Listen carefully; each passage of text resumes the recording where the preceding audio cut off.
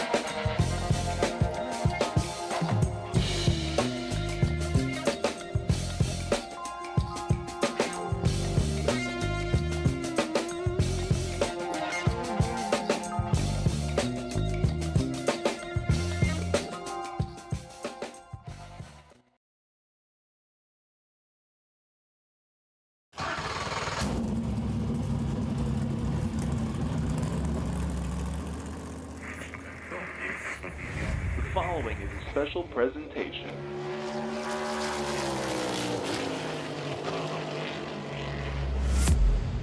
From the Captain Esports Network.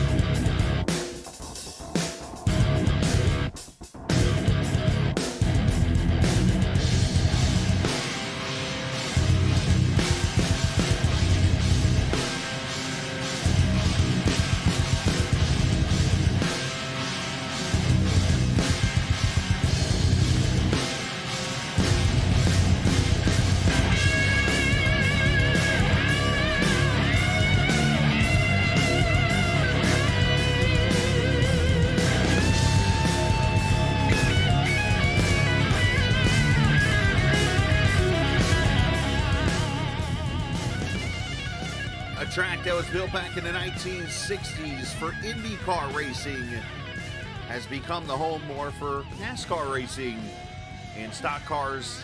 It is the Pocono Raceway. It is the Tricky Triangle. It is the honeymoon capital of the world out here in the Pocono Mountains. So we get you racing, or ready for racing. Coming up is race 5 of the All-American Cup Series, presented by Harpoon Design here on the Captain Esports Network. I am the Captain. We get you ready for 200 miles of racing in the Pennsylvania 200 here shortly. And, a lot of things to cover here as we get ready to go into qualifying. As per usual, a little different on Friday nights compared to other series with the long warm-up that we have here in between qualifying and the race. We go pretty much straight into qualifying here, which, of course, is always presented by MHD, which is the Mike Husby Designs. And, we're going to get them out there on the grid here in just a moment. Now, as we get these cars warmed up, and, of course, it takes about a minute to get around the track here, to update what is going on. Of course, if you remember last week, we got done with Rockingham. Casey Carrington came in and did his third-place interview, but made mention that there would be a change in the schedule. And, of course, there was that change. At first, it looked like it might be Texas Motor Speedway being moved up a week. But then, in the end, it was the Pocono Raceway. So, Bristol, which was supposed to be tonight, has now been pushed back, I believe, into the Pocono spot. And instead, we are at Pocono here tonight. And that is more to open up the potential for non-having back-to-back races of crashes, unfortunately, where last week we had a little bit of calamity, if you will, at the Rock, and so Pocono night should be more of a wide-open green flag style race, and that's what Casey was trying to keep from happening here tonight, was to have a lot of wrecks and stuff. So I applaud him for the efforts there, and we will get ready to put on a show here momentarily. Now, of course, if you watched last night's broadcast, you might have heard me mention Vegas a lot. Then I was corrected after the race and was like, yeah, we're not at Vegas, dude. We already did that race. And I was like, oh, yeah. It was my bald moment that I usually have sometimes. Instead of a blonde moment, it's a bald moment for me. Anyways, all right. Cars are on track. That's your little catching up to everything. Hey, look, the PR team from Colin Curlis is here tonight after they totally whiffed on showing up at Rockingham last week. So good to see them. Good to see everybody here tonight, ready to represent their drivers. Hello to Mrs. Heller, which, by the way, I keep forgetting to tell you guys this. There is a lady up here in Indiana. And as a matter of fact, they might be related to you as I think about this now. A lady in Fort Wayne here who I delivered to at the health department whose last name is Heller. And now that I realize where you guys live, just thinking off the top of my head, yeah, you guys might know her. That'd be kind of cool. Mark Whitley on the pole right now, 53.7. Steve Ritter second.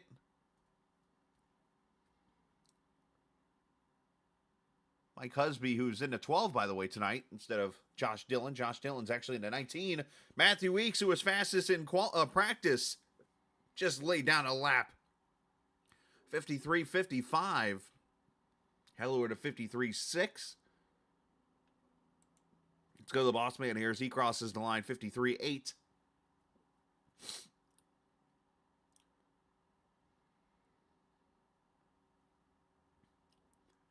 So apparently somebody had a jazz gig. Was it like Lindsey Sterling jazz gig or like Kenny G or what we got here? Dunaway crossing the line. Let's see who else is out there still. That was pretty quick in qualifying. Tony Ball, where is he at? There he is. Here's Tony in that 35 car. The Aaron's Dream Machine.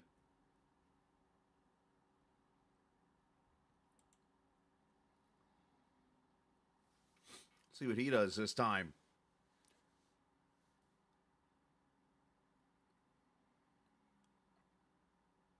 As Tony jumps up to... Where did he just start? He just started his lap. So let's watch him as he goes down to turn 1. Vincent Isabella up to P4. Joseph McCorder up to P5. McCorder, the 2-time winner now in the season. Of course, the only one so far in 4 races. Let's get you the audio for the cars as they go down the back straightaway here. Oh, wrong button.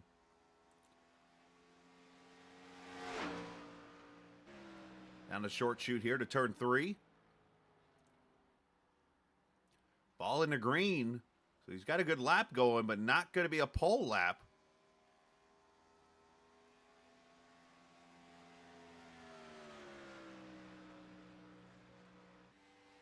Goes to 4th, 53.64. So nobody in the 5s at all right now. Other than that of Matthew Weeks, as Miles goes 61 with a 3. P3, Telder's on track, which I'm sure he's not going to want me to go personal here, but I'm going to for a second. We need to send thoughts and prayers to this man right here. And going through some family stuff right now, and he's not even going to get a qualifying lap in, unfortunately. But thoughts and prayers there to Matt Telder. Let's go ahead and put that out there as, like, he's racing tonight with a heavy heart, put it like that. So he's actually kind of reached out to me throughout the day. I've been trying to talk to him myself and stuff. But, yeah, not a good situation there, so for him. All right, so qualifying is over. Congratulations to Matthew Weeks, who will get the Mike Husby Designs Pole Award. And, of course, we'll talk to him here in just a moment. But first, let's start to show you the point standings. As we go into tonight, Joseph McCorder, of course, leads the points right now by 11 over Stephen Miles. Vincent Isabella, 3rd. Christopher Heller, Mark Whitley, your top 5. Casey Carrington, Brandon Barkuski, Justin Thompson, Nick Leo, and Weeks, your top 10 right now. Of course, we have 14 races here in Season 1, and then in these other, there's, of course, another series that will pick up Season number 8, and we'll have 2-point standings for that. We'll have a reset standings that'll cover those 14 races, and then you'll have this series continue on into... Or I say series, but the points will go into the 28th week and stuff. It's like how Casey sets it up. So we'll be keeping track of 2 points down the road. But right now, it is McCorder leading here in the regular season points. Team points, Driven Motorsports with HDR. They continue to dominate. They have won 3 races already in the first 5. And, of course, they lead the point standings right now. 25-11, they're in 2nd. CX2 3rd. TI has fallen to 4th. Pro Edge is up to the 5th position. The coolest team name in all of racing, Piston Broke, is 6th. Spirit of Daytona 7th. Dream Team, Gunslinger Legacy, and Treehouse Autosport. Your 10 teams that are in right now battling for that. Rookie points, McCorder leading Isabella by 1. Justin Thompson, Wesley Donaldson, who's not here tonight. He's been celebrating a lot of wins in another series, if you've watched on the Captain Esports Network. Jonathan Smith there.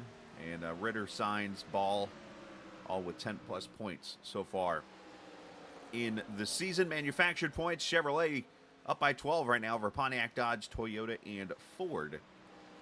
Those are the 5 manufacturers running for the championship right now. Some notes to go over for this evening. A couple of driver changes. Logan Hamilton has taken over the ride abandoned by Colby Wells and will race for TI Racing now. I believe that is going to be for the rest of the season. And I think, just clarifying this, Hamilton will be in the 23 car. I believe Colby was in the 45, if I remember correctly. I could be wrong by that.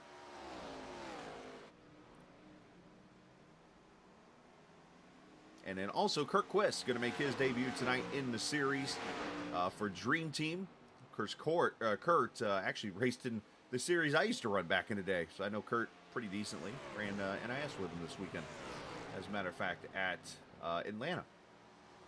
So that's where we are with this right now.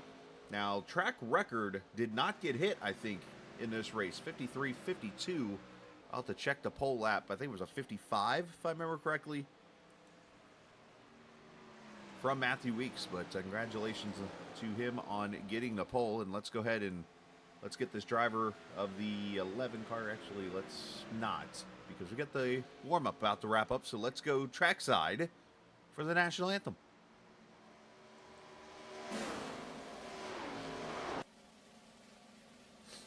Oh, say, can you see by the dawn's early light what so proudly we hailed at the twilight's last gleaming, whose broad stripes and bright stars through the perilous fight o'er the ramparts we watched were so gallantly streaming, and the rocket's red glare, the bombs bursting in air, gave proof through the night that our flag was still there. Oh, say does that star-spangled banner yet wave o'er the land of the free and the home of the brave?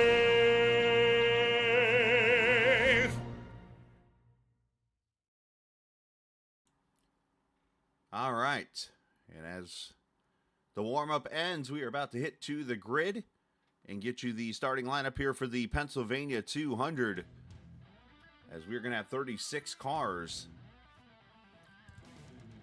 at least show up. We'll see if they take the green in the race, as Matthew Weeks just missed a track record by 3/100ths of a second, a 53.551. He will be on the pole here this evening. Congratulations to Matthew on that, alongside Christopher Heller. Good qualifying effort for the 8 as he looks to get back into victory lane. Stephen Miles, the 1 car, second in points. As I actually asked him earlier this week, and he kind of was shocked to learn that he was second in points entering this race tonight. Tony Ball, the Florida driver, starting on his outside. Vincent Isabella, home track for him at Pocono. Joseph McCorder there in the Driven Motorsports 73, starting 6th. Hi-ho, James Silvers, starting 7th. Mark Whitley, the winner at Rockingham last week, starts 8th. Justin Thompson, the winner from Auto Club Speedway. Zach Rogers returning to the series tonight in the 10th position. Kyle Ethier will start there in the 11th position. Almost home track, I think, for him. He's one of those that's got like a million of them. Alongside Josh Dillon, who is in the 19 tonight, oh, by the way. Nick Leo, Steve Ritter there in row 7. Row 8, Logan Hamilton and Casey Carrington, as the cars roll off from the grid. Cody McCorkle, Mike Husby in the 12 car tonight starts 18th. Colin Curlis and Justin Ray in row 10. Row 11, Jonathan Smith and Sean Dunaway. Craig Martin, Jake Vanosky there in row 12. Row 13, Kurt Quist, Chris Lewis, Sean Cassidy, Tyler Whittemore. Dylan Rosenberg, Nick Terrell, Kyle Hall, Carson George, Steve Melnick, Ben Bando, Matt Telder, Josh Shelton. The 36 cars, Shelton looks like did not make the grid if I'm seeing this right. Or maybe he did. He's rolling. Yeah, he's coming out of pit road right now.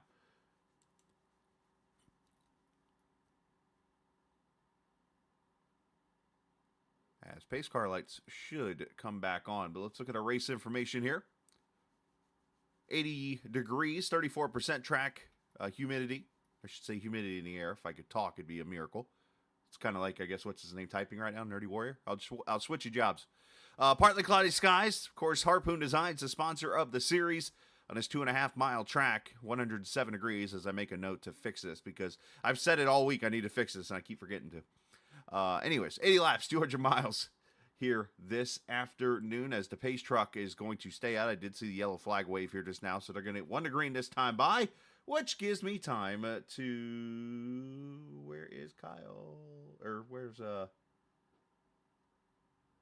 Matthew, I should say. There he is. The Pro Edge number 11 team, as Matthew Weeks joins us up here, man. Great job on winning the pole. The question is, can you turn this into 80 laps into a win? We're going to try. It's probably one of my better tracks. We needed to get some points. Well, obviously, it's a tricky race on a triangle, and obviously strategy going to come into play tonight. Looks like just shy of 30 laps on a tank of fuel, so it looks like about a 3-stopper. Yeah, we're probably going to get 3 stops. I can probably only go like 23 laps if I save. So easy 3-stop race there. Well, great job. Congratulations on putting the Dew crew there on the pole, and let's see if we can get you in victory lane. Yeah, thank you, man. Let's have a good one. Hey, we're going. I will. It's all up to you on your end. Oh yeah, I'm ready, man. All right, bud. Matthew Weeks, the pole sitter here tonight, of course, with the Pro Edge Racing team.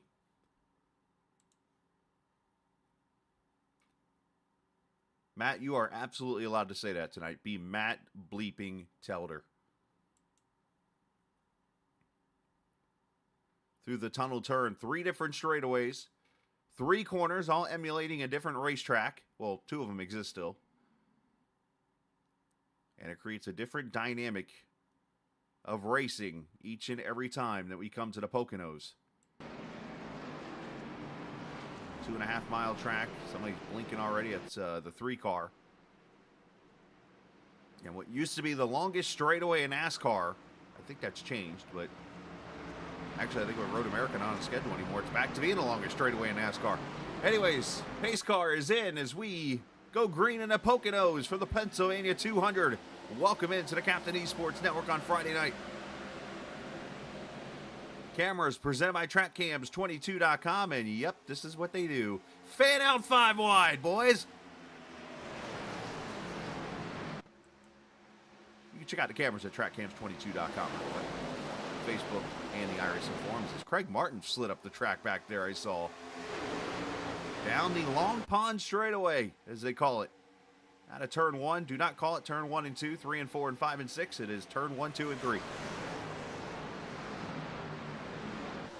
Over a bump there in turn 2 that can be very tricky. Cars getting loose everywhere.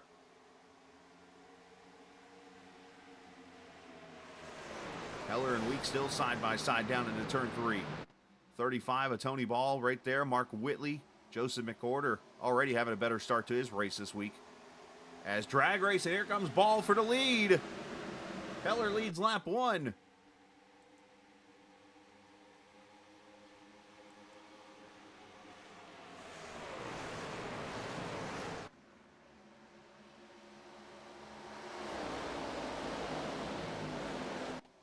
Chris able to carry that momentum off turn 1, which emulates the Trenton Speedway. That's the one track that doesn't exist anymore. The 15 degrees of banking over there into turn 2, which is the Indianapolis Motor Speedway, the 90-degree corner here. Tunnel turn, otherwise known as. Heller still holding off the 35. Down the short chute here to turn 3, which is the Milwaukee Mile. 6 degrees of banking.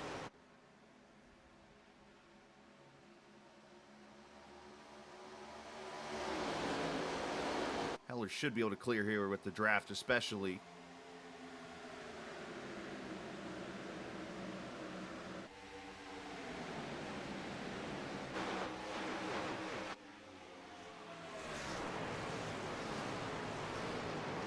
All not giving it up in that Aaron's Dream Machine.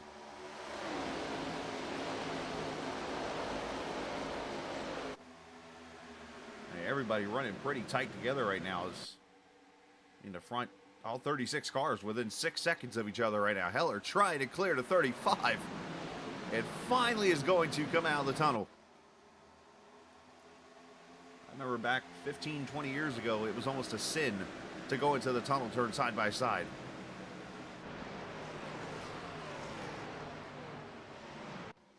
And Steve Ritter back here, 17th position. Battling with Josh Dillon in that yellow 19. And of course the 12, Mike Husby. CX2 trying to confuse me, and what better way to confuse me?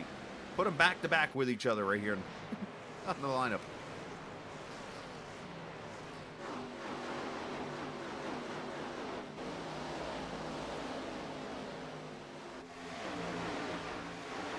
Craig Martin up there against the outside wall. As up front, Tony. Ball goes to the outside, takes the lead, and he's going to bring some people with him.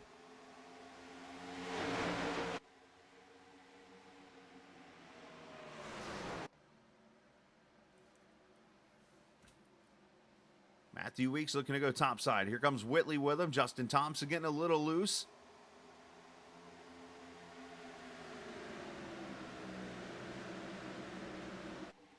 This is one of those where you tell the 8 car, you're 2x2 until I tell you.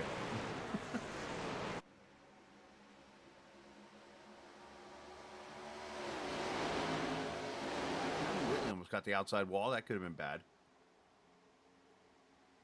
So Heller falling back. Everybody else still pretty much single file now. So that's about the only battle on track. So Weeks talked about the early stages of the pit cycle being as far as he can go. So that's 23 laps. So no matter what, though, how far you can go on the fuel, it's going to be a 3-stop race. If you go 23 or if you can go 28.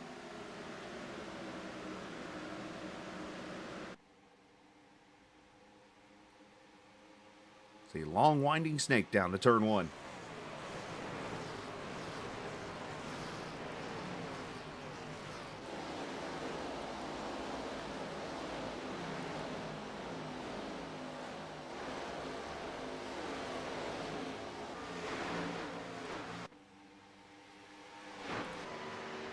Right with Zach Rogers down to turn 2, right down on the yellow line. Bump right about there. Do not want to do what the 56 did right in front just there. Do not want to touch that apron. It'll loosen up that back end really quickly down to turn 3. Very flat corner. You can actually, this corner will open up a little bit. And actually go 2-3 wide. Those rumble strips down there in the bottom, you do not want to hit those either. You want to try to get as big of a run off turn 3 because you have the long straightaway here. And some of the worst wrecks in racing history have happened in this corner right here, turn 1. See Dale Earnhardt in 1981. See Jeff Gordon, obviously 2006, I think it was. You got the... I'm sorry, Gordon was later. It was like 2012. You had the... Ken Schrader and... Was it Dale Jarrett that had a wreck like that? From lost brakes and stuff. That corner always been trouble. The Dream Machine looks pretty nice there, Brantley. There she is. Up front right now as Whitley has moved to second past Matthew Weeks and now looking to get the lead. Oh, a little scrape into the wall there from Tony.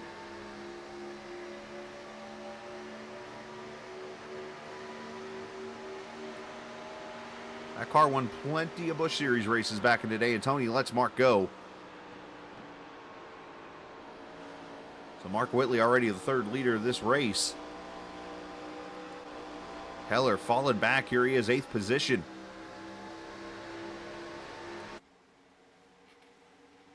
As he battles with the 4 of Zach Rogers behind him there to 17 of James Silvers, rocking the Kevin Harvick special, the old school Harvick Childers car, and about made contact with the 8 there.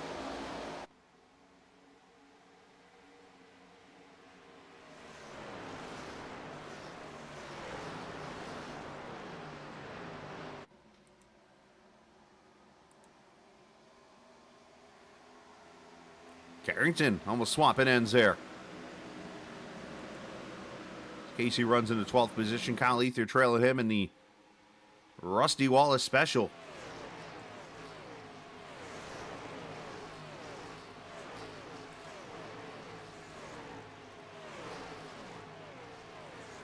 And you cannot complain when you got all 36 cars 3 wide. I mean, they're not all 3 wide, but there's 3 wide racing. Justin Ray, Telder. I mean, you saw what he said in chat. That should say enough. Jake Vanoski in that 7 car, and in the Red Bull 83, that being a Ben Bando. Now, as I mentioned earlier with Telder, he's kind of racing with a heavy heart here, so he is, the man already races with a chip on his shoulder, and I'm sure he's not afraid to say that. And tonight, it's a pretty big potato chip, if you will.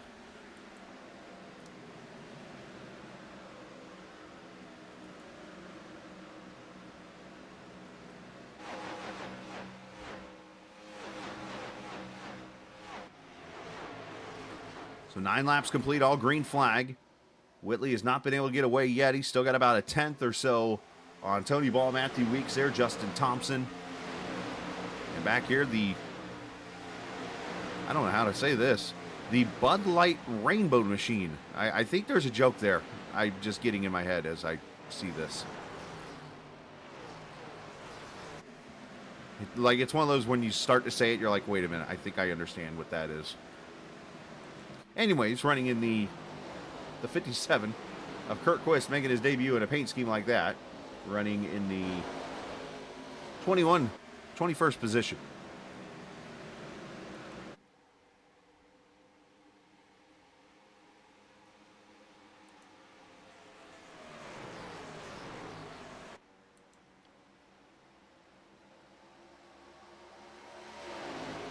Stephen Miles inside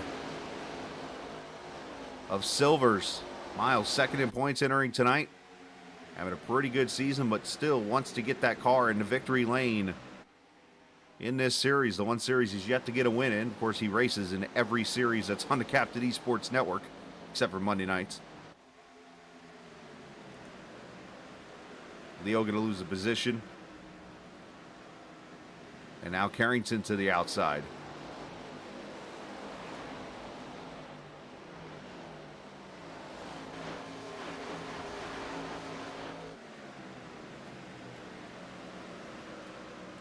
Whitley back under attack. Here comes Tony to the inside again.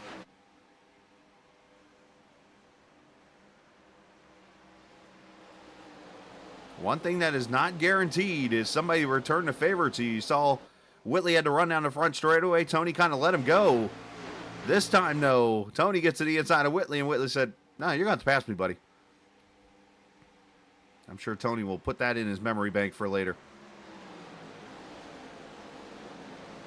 As Matthew Weeks comes back into the battle, so he must have saved his tires here for a little bit. And now looking to pounce as he moves up to P2.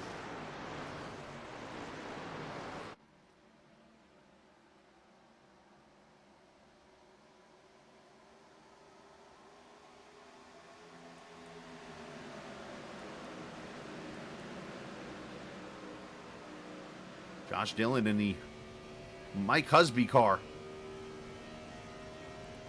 It's kind of funny. I was hacking on Husby a little bit before the race. I say, hey, the last time you put up caution, we got trouble on the track somewhere. It is towards the back.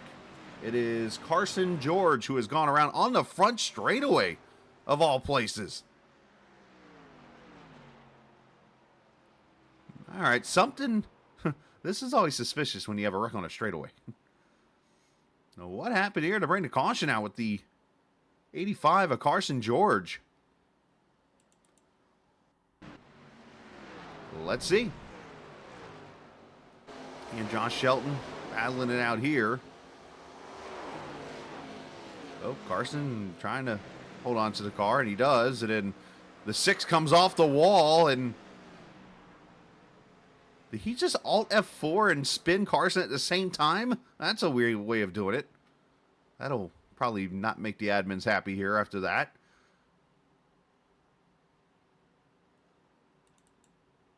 One thing that you get some leagues in iRacing that frown upon. It is Alt F4ing when a wreck happens. Like in this case, Josh, obviously coming off the outside wall, turning down into Carson, and then Alt F4ing right there, which Alt F4, by the way, is the, obviously, universal key of exiting a program.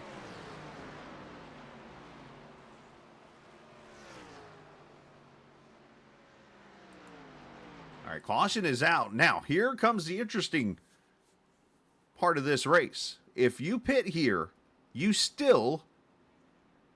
Let me see, make sure I do this math right. 15, 23 gets you 38. 38 will get you to... What's that, 61? So it's still a 3-stop race.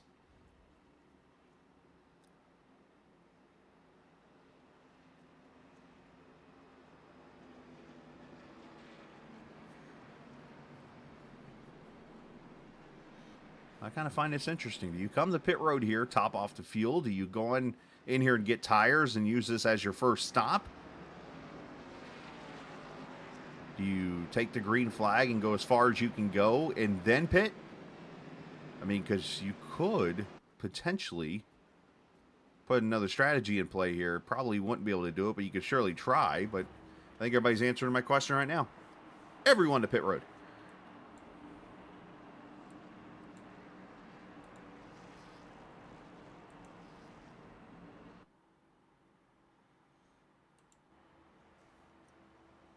Of course, this pit road is tricky. There are hills on it.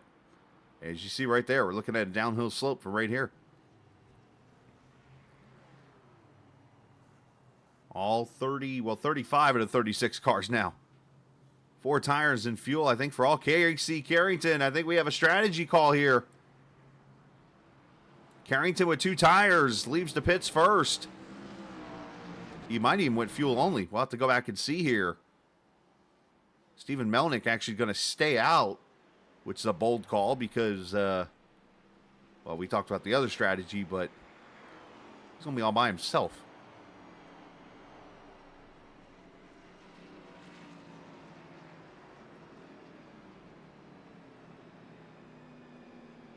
Yeah, great job on that there, Brantley, on that paint. Another reason why to check out a Harpoon Design, of course, the sponsor of the series.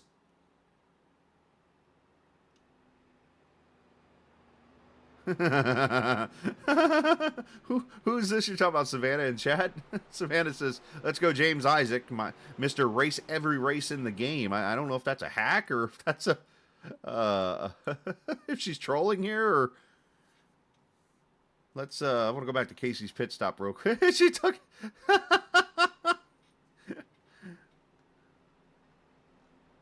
Oh, boy.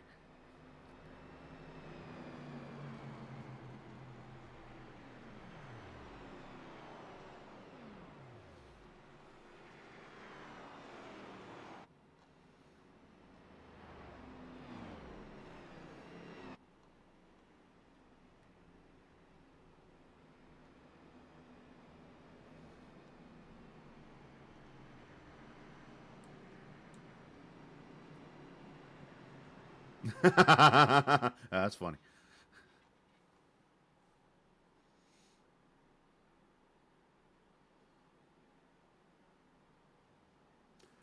Something must be going on there because, like, they're throwing up funny jokes or trying to be funny jokes, I guess, and retracting. All right, Kill Carrington. Let's go to his stop real quickly here. Did the right side lift up? It did not. He did fuel only. So there you go. That's what I wanted to check because it's very hard to tell if somebody has tires or not when you have an 8-second stop. So fuel only for the 9 car puts him up front with Stephen Melnick, who is actually the leader of this race. And they got to be careful. Do not spin these tires. Everybody else with 4 tires and fuel.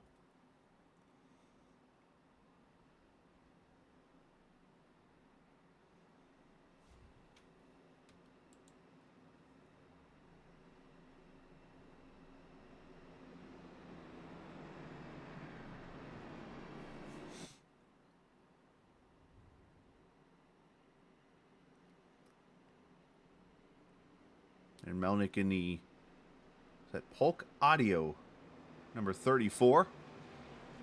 Judas Priest on the side of the car.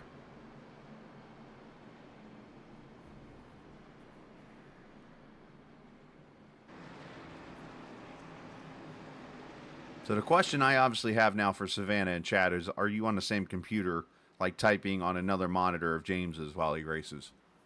Because I'm sensing some kind of thing like that right now. As we get ready to come to the green, lap number 16 after the first caution. Do not spin the tires here.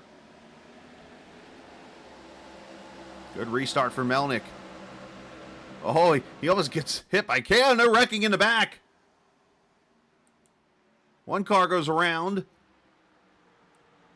It is Chris Lewis in the 111 back there that is spun around, and the second caution comes back out. Race truck didn't even get stopped. What happened here? I had a weird feeling about this.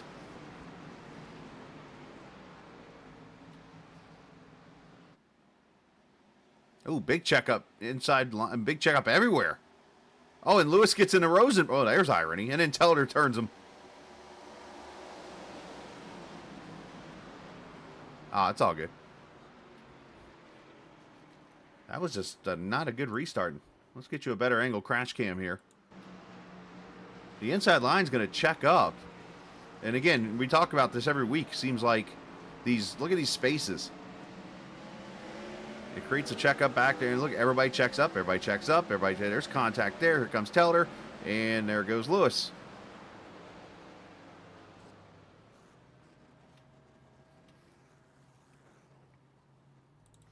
I'm going to show you a blimp view here. This is a better way of showing this. Look at the gaps here. I mean, like I said, if you keep about a tenth, you're fine. I mean, back here where the 44 is, that's more than a tenth.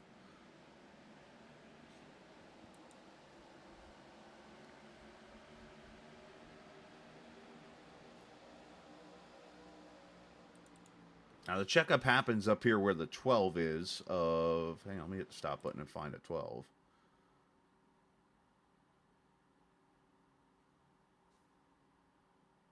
Where's Husby at?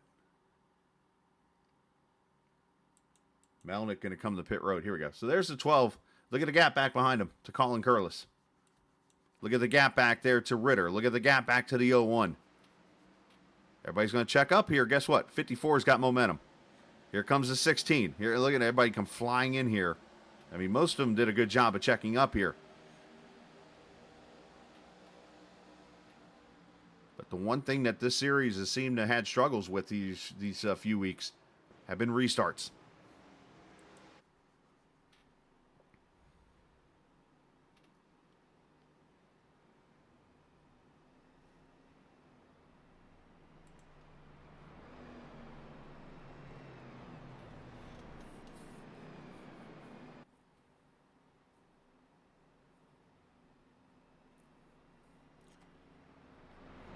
So Mark Whitley didn't get a chance to share this earlier tonight, but Mark Whitley, actually, when he won the pole last week and led the laps he led, as he pretty much had the dominant hand in that Rockingham race, became the driver with the most poles and all-time laps leader in All-American history in his short time here. So congratulations to Mark, and obviously going to add on to that total as he will throughout the time he is here. But should mention this is the fourth time we've raced now at the Pocono Raceway in the All-American Cup Series. Last season, which was actually season number 5. I say last season, 2023, season 5. We had one caution in this race for 3 laps, and that was it. But the previous 2 seasons, we had 6 apiece, and 1 in 3. Of course, this being season 7, we're at caution 2, which would lead towards the 6 cautions that we potentially had. The 2021 race actually went to overtime, 83 laps in that 200 and, what would that be, 212? No, 207.5. Brandon Barkuski won that first race here in 2021, holding off Christopher Heller. And then on my birthday in 2022, David Tooker held off Carrington. I remember that race in particular. I think I was here for that. Oh, no, season 4 is my first season. Never mind. Matthew Weeks, of course, winning last year over Mark Whitley, who led the most laps. So, look who's up here at the front. Mark Whitley, Matthew Weeks. So,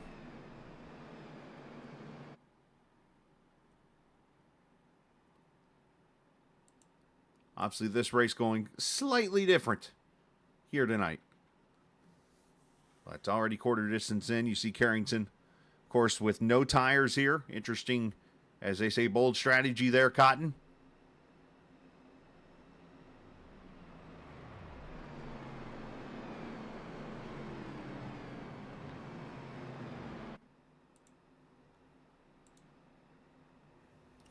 Appreciate the viewers so far here this evening. I just saw 24, I think.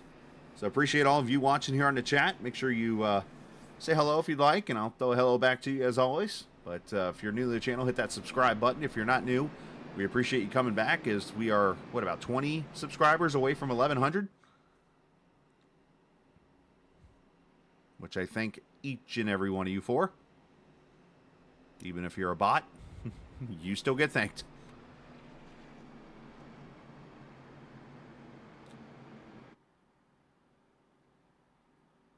Podcast, by the way, is out. Check out the Scalacast over on Spotify, on iHeartMedia, and over, we'll be on YouTube here, as a matter of fact. Got to get that posted up here tonight after this race.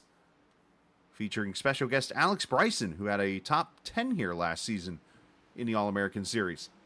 Hello to Ears Pierce, who I believe is the spotter for the 73 as we go back green.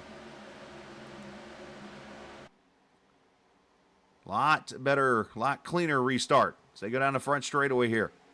Carrington gets a good jump out into turn one. Let's see how well these tires stick for him.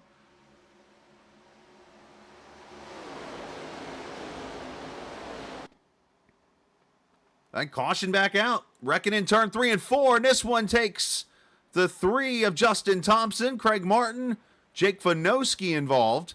And Vanoski and Martin doing dueling turnarounds, and then Justin Thompson doing Kyle Busch impersonations and then spinning around. Hello, Karen, by the way. Appreciate you watching, and thank you for the compliment on the podcast. Do the best I can that one. But now this week, actually, is going to be the first time you're going to hear a little bit of a, I guess you could say Kyle and I kind of did so, but at the same time, you're going to hear the first time that, like, if there was any kind of a beef, if you will, between two drivers, and it really wasn't, it was more of a just discuss the issue. You're going to hear it this week with Telder and Alex Bryson. A really cool deal what they did. All right, so what brings out caution number 3 all of a sudden here?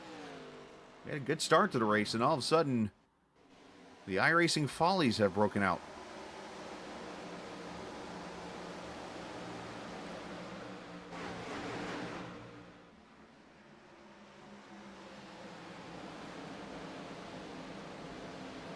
The 10 into the 7. The 3 and the 22, nowhere to go. 44 gets some damage.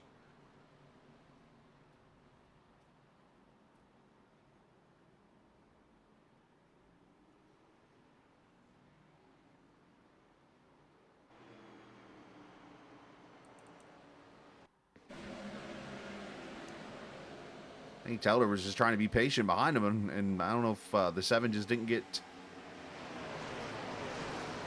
back to the throttle quick enough, or what the deal is here. He left a little bit of a groove open there. There's the contact. Martin just gets underneath the 3. 44 a little bit of damage. If there was any comedy, though, it's watching the 7 and the 22 turn around simultaneously. But let's watch this from the crash cam.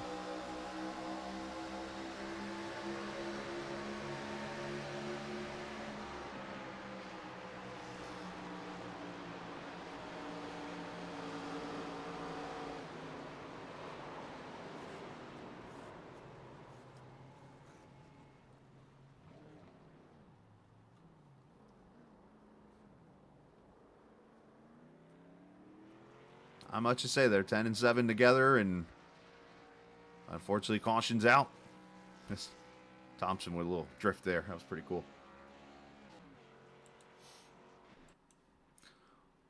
Well, I was going to talk to Casey about his bold strategy here, but he might not be in a talkative mood right now.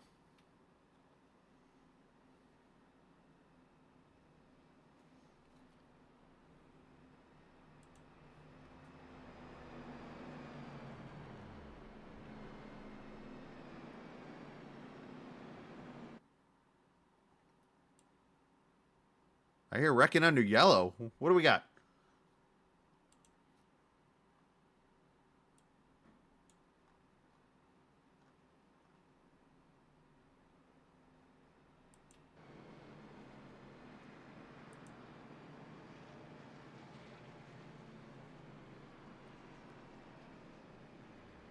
Brantley spotting for me over there in the spotter stand, reporting a wreck under yellow somewhere. I'm trying to find it, obviously.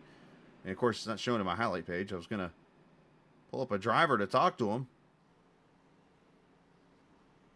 The person who is under the name Savannah, referencing a great 80s tune.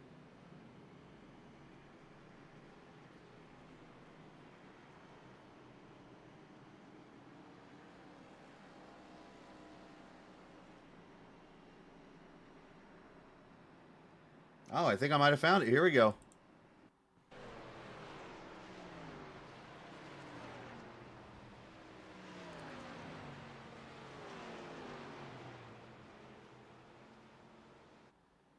Everybody catching the field here under yellow.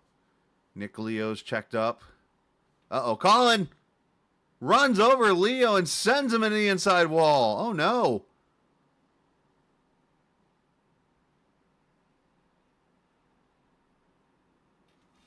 All of a sudden, this race is just flipped. Nick Leo not going to be happy about that.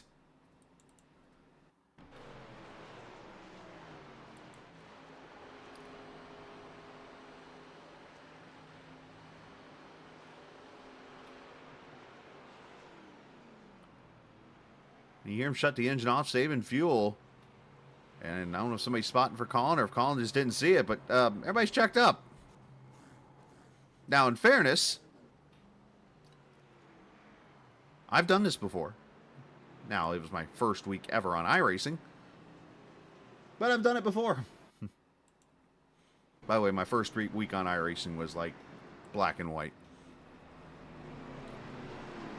All right, coming to the green, lap 25. So this has allowed a lot of people to save fuel. Now, is it going to make much of a difference strategy-wise? Maybe not so much, but it has probably hurt Casey more than helped him, as he's still got 3 sets of tires laying in the pits right now as we go back to green. Or I say 3 sets of tires. He's got 3 stops, I think, still to go here, or 2 stops to go at this point. Let me get my numbers right here. Got plenty of tires.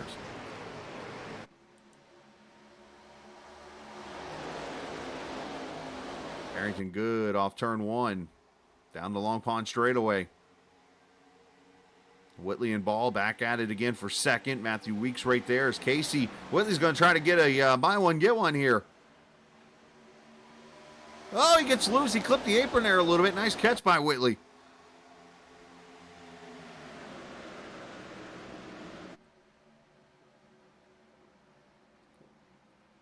Oh, we might have a split here about to happen. Ball's going to go to the outside. Whitley getting loose again as he's going to go to the bottom.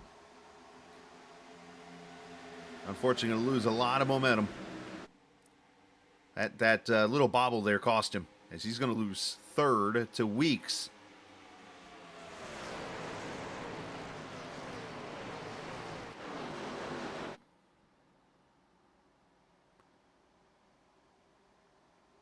Oh, and Whitley gets turned by Silvers.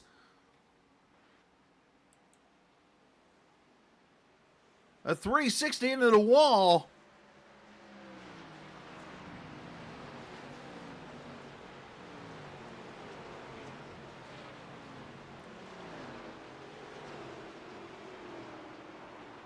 And I'm just going to go ahead and say there's probably a lot of unhappy people in this chat right now in race.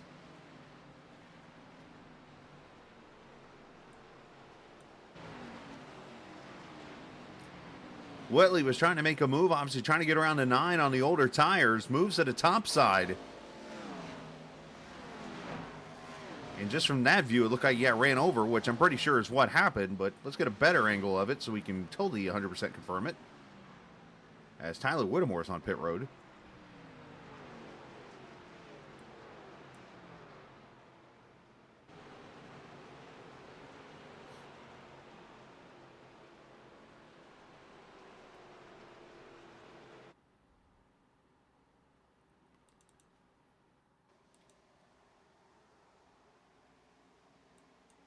get you a better view here. Just give me a second.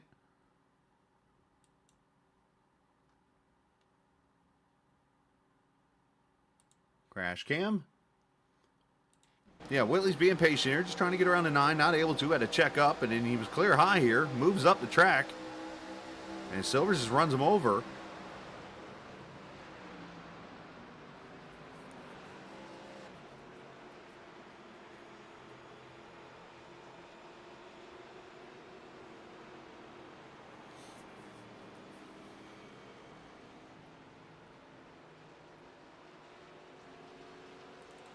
Get you a better angle of this, because what I want to show you is just how all this transpired. So obviously the 9, as mentioned, on the older tires goes into turn 1 here.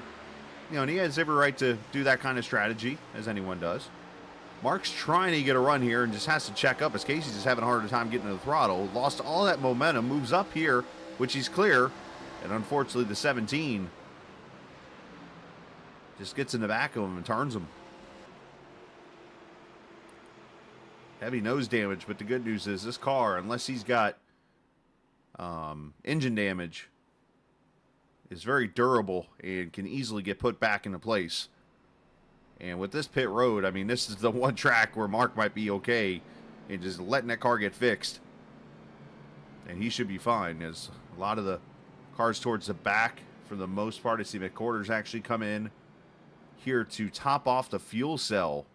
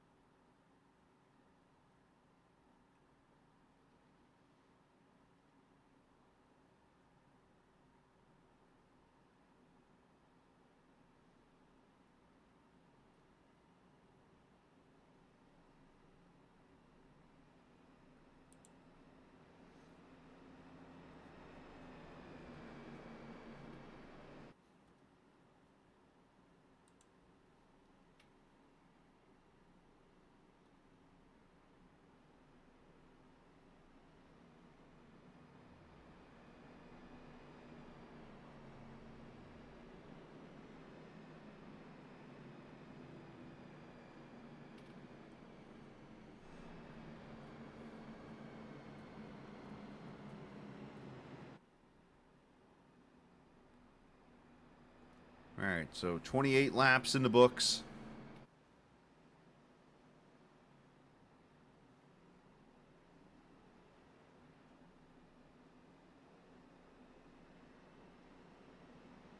Let me see. We get one to go this time, I'm assuming. Might give me a chance. Let me see if I can talk to him real quickly here. Let's bring up the 56 car. Have not had a chance to speak with this young man. And let's see if he's there. Vincent, you got a copy, bud? Yeah, I got you, buddy. Hey, man. Well, running in the 4th position. First off, I believe I saw from this era. Did I see Pennsylvania as your home area? Yes, I grew up about 15 minutes from here. Oh, man, that's got to feel pretty good to run up front at this track then. Oh, yeah, I love this track. I go there every year, so. So what about this area makes this track, obviously, I mean, it's the honeymoon capital of the world, as they say. But for you to win at this track, potentially, and at least run well in this area, what makes it so much of an attraction place to come in? I think it's unique. You got a flat track with 3 turns, essentially. So it's just weird. Every corner's different. Takes a lot of finesse. Just see if me and Zeus can finish 1-2 here. Absolutely. Teammates.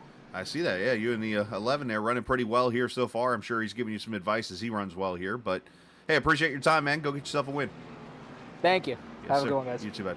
Vincent Isabella, the 4th place runner right now. It's the first time I've had a chance to speak with that young man, the Pennsylvania native.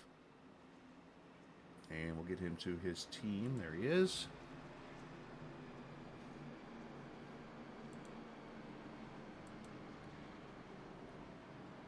You know, there's plenty of lodges in the area where you can stay with family. Like, I think there's cabins out here in this area. And then, of course, right up the road, the old town of Hershey's. Or Hershey, I should say. But you can get Hershey's candy bars and stuff like that there. All right, back to green, lap 29. Let's see if we can get this little lull of green flag racing out of the way and get back to it.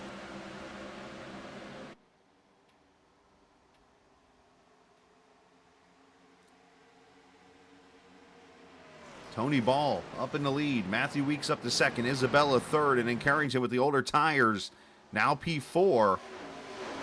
Asher Whitley still in the lead lap. 28th position for him. Going to probably need to use a little patience here. Just to make sure this race gets into a green flag rhythm.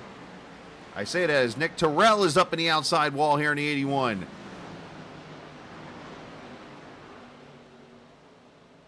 I all of a sudden have Guns N' Roses playing in my head. That Pepsi machine, that 23 car, that is Logan Hamilton making his debut in the series tonight. Good road racer there in the 23 car. And, of course, Pocono, a pretty good version of a road race type of track, a roval, if you will, as DW once called it. But Logan, new TI driver there in the 23, 17-year-old young man.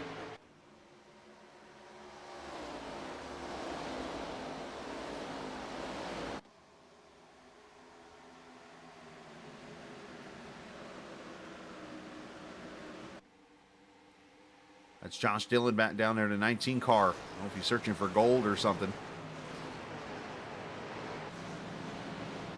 I had to move the bottom groove there. As Hamilton going to look to the bottom side. On Carrington, you see the 4 of Zach Rogers. Good to see him back in the series tonight.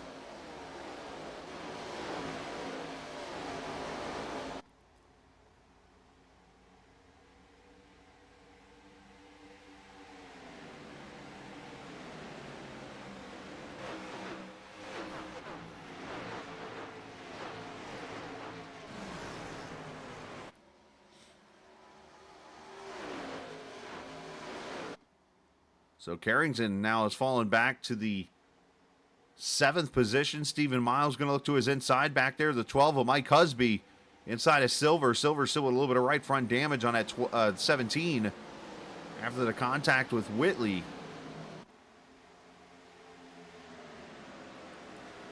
Check back here, Jonathan Smith in that 72 car, the 83 of Bando. There's Telder to 10. McHorter also in a 73 as these guys fighting it out for position.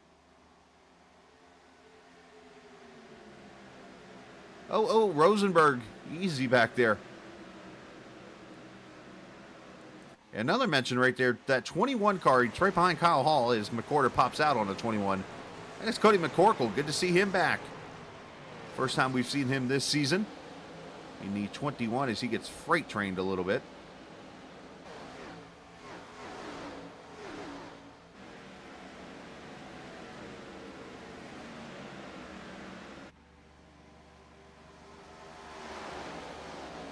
Ball still with about a 1/10 of a second lead over Weeks. And they've pulled away about a half second on the 56 of Isabella. Heller there hanging out in 3rd.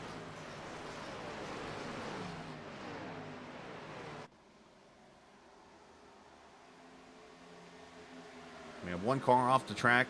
That's Josh Shelton.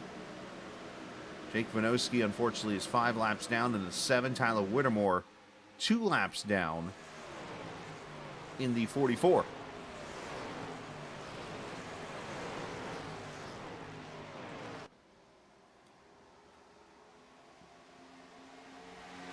Carrington, and there's the 17 of Silvers. The 12 of Husby, of course, all teammates there. Kurt Quist making his debut in that 57 car.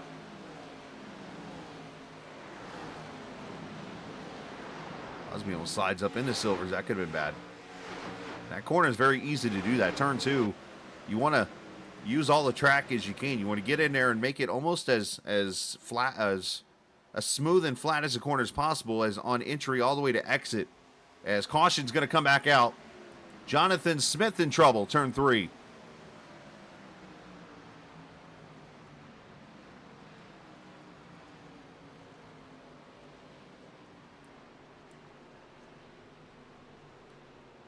And that is the 5th caution of this race.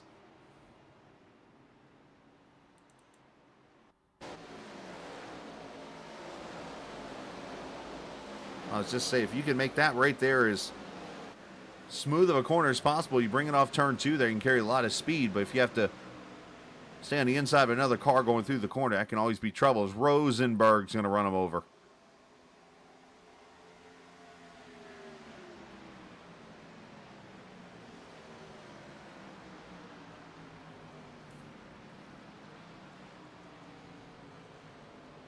Unfortunately, a lot of avoidable wrecks so far. That is racing, unfortunately, though.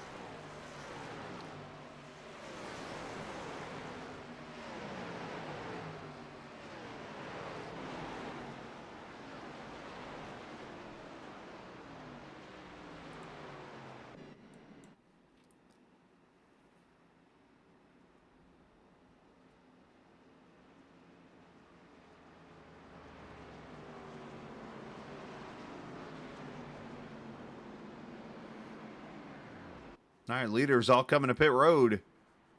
Lap 35 right here.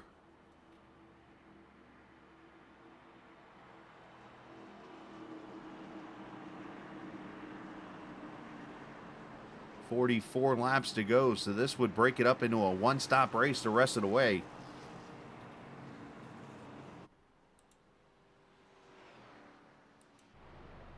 McWhorter actually staying out.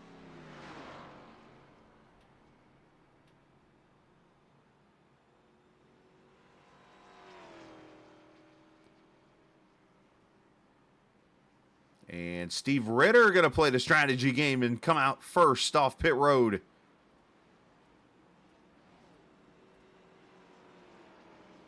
Ritter in that Leaf Guard car, I believe, going to be sponsoring the race at Texas next week.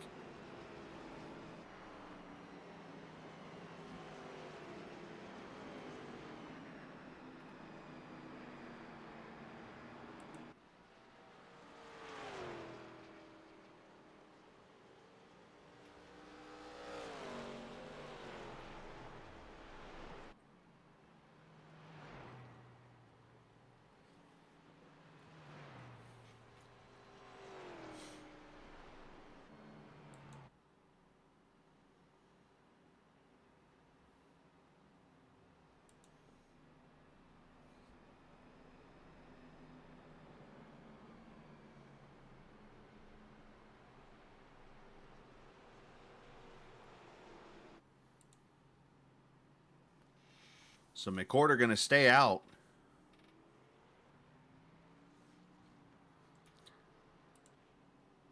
I'm going to talk to the 34 here for a second.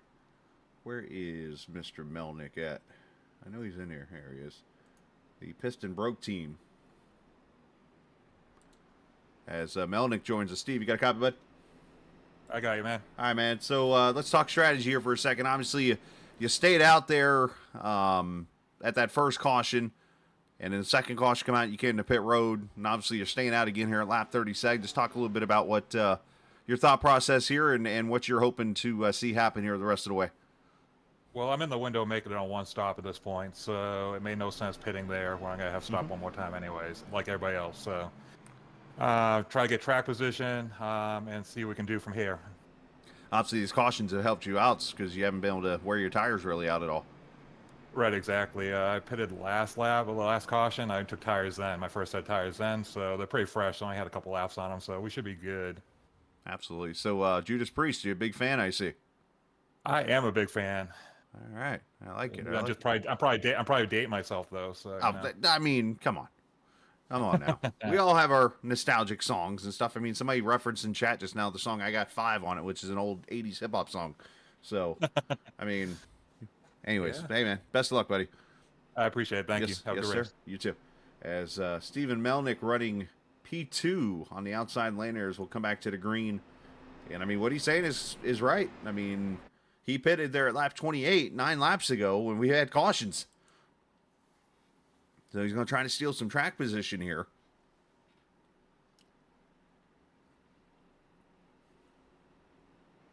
He and McWhorter, who pitted at lap 27. So, I mean, obviously these guys haven't ran a lot of laps on tires, so save fuel here and see what you can get on this restart here at lap 37.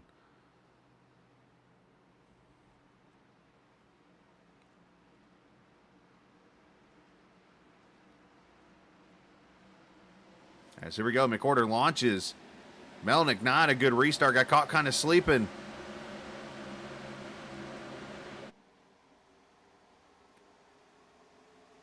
Oh, and he squeezes Weeks into the outside wall.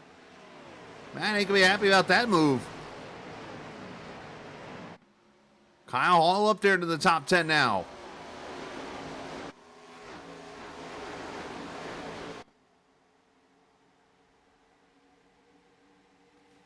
Heller up to third, Ball up to second.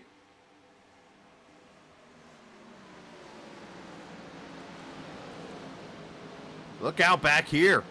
Now, are we going to go 4 wide in the short chute?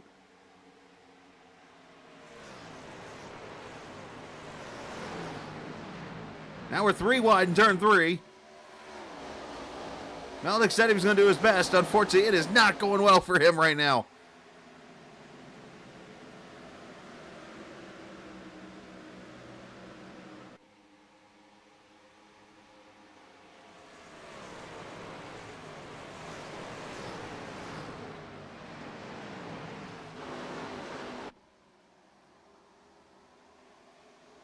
Oh, Miles into the wall. He got it slightly, not too bad. As up front, here comes Tony Ball. A battle of Harpoon Design paints.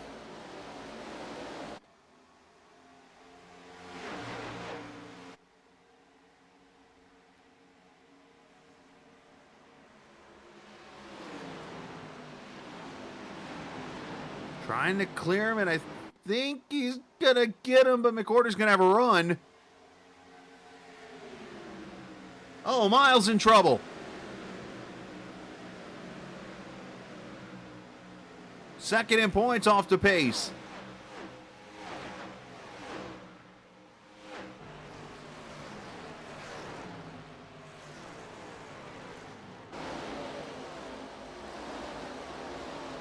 Look, he was able to get it together.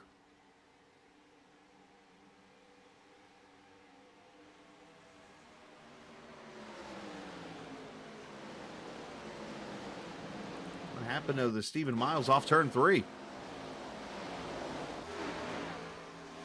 Oh, he gets contact there with the 56, I think that is, and saves it. I mean, they were sketchy 2 and 3, 4 wide almost there.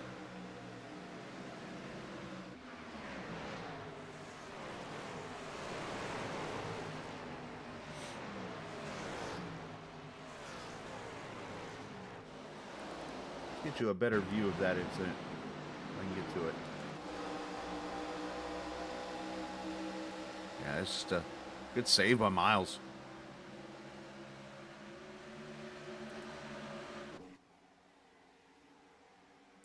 So Ball up to the lead. Heller up to second. McWhorter trying to cross him back over now. Weeks obviously there with him. So is the 56. That was actually the 4 of Rogers back there. 2 Napa schemes can get me mixed up sometimes. So apologies to both involved. As here comes Whitley back up through the field. Like I said, give him time to get that car fixed on a big track like this. The car looks like it's not even been in a wreck. And up to the 8th position past Kyle Hall. And I think the 54 just caught the wall.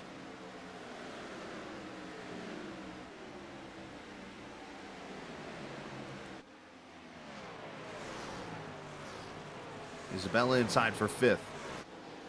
So here's the older tires, a little bit of the 73 falling off, but still gaining a lot of track position with this. But how about this comeback here? Another car. The 3 of Justin Thompson involved in an incident earlier, and he is back up to the 10th position here.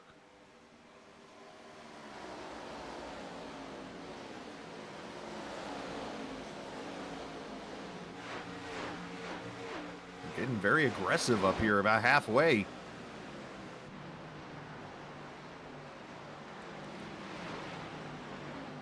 Trying to go 3 wide here through 3.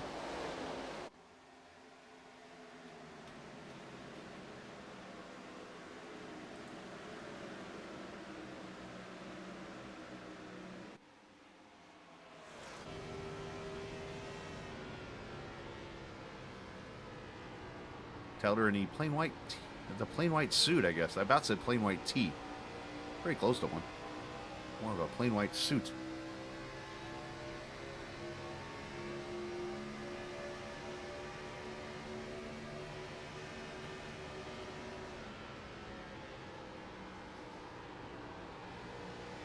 Tunnel turn, Telder, good corner there. You see Hall kind of getting a little loose through the 2. You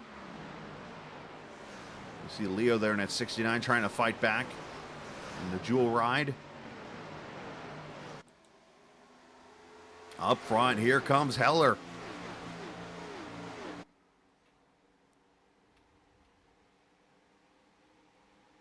This is a good vantage point here. How long this straightaway is.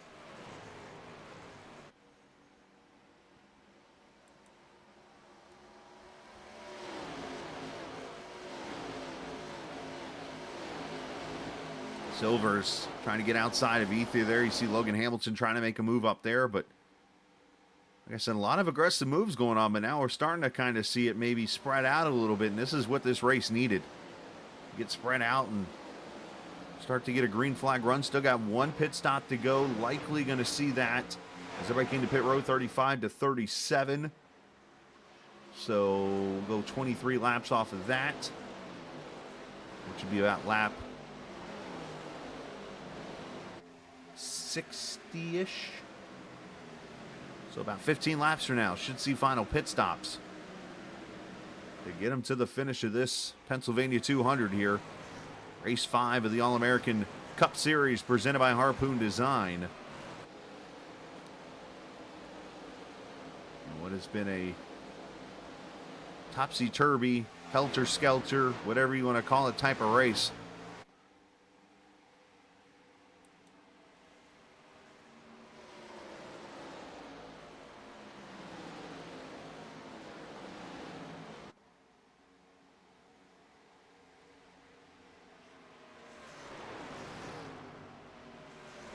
Order continuing to fight there as he has the older tires right now out of this group.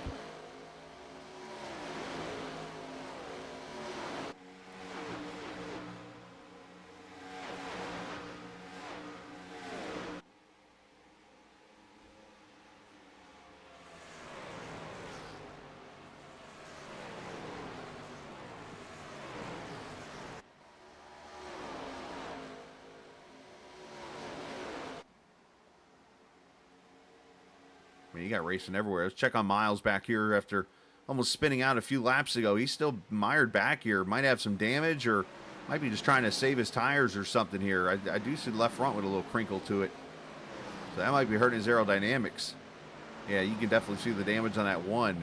And he's still 23rd position right now as he battles with Josh Dillon in the 19 car.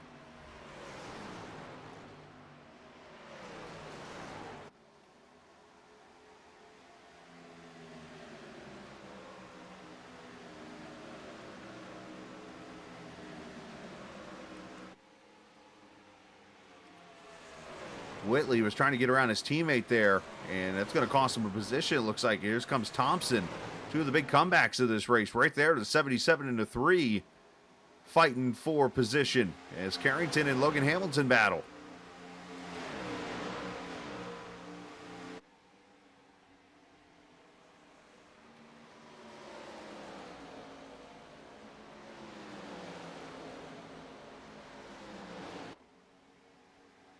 Kyle Ether starting to join this battle down the short chute to turn 3. Of course, that section of the track there infamous for the wreck with Davey Allison back in 1992. Of course, the contact with Darrell Waltrip, a 3-wide move and some contact sent Davey tumbling into the air. Car went airborne and flipping multiple times. Everybody thought the worst of Davey that day because of how bad the car looked. Oh, contact. Silver's got yanked sideways there. Nice save on the 17's part there. And now he's going to door McCorkle.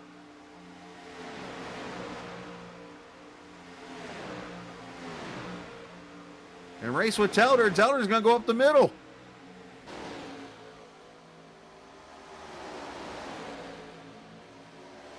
Oh, Silver's sliding up. And into the wall he goes. And into Telder. And back. And both of them into the wall now.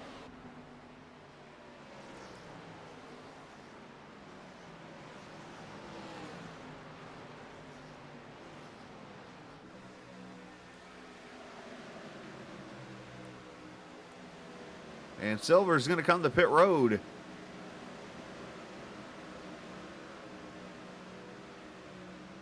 Looks like he's pulling off the track, calling it a day.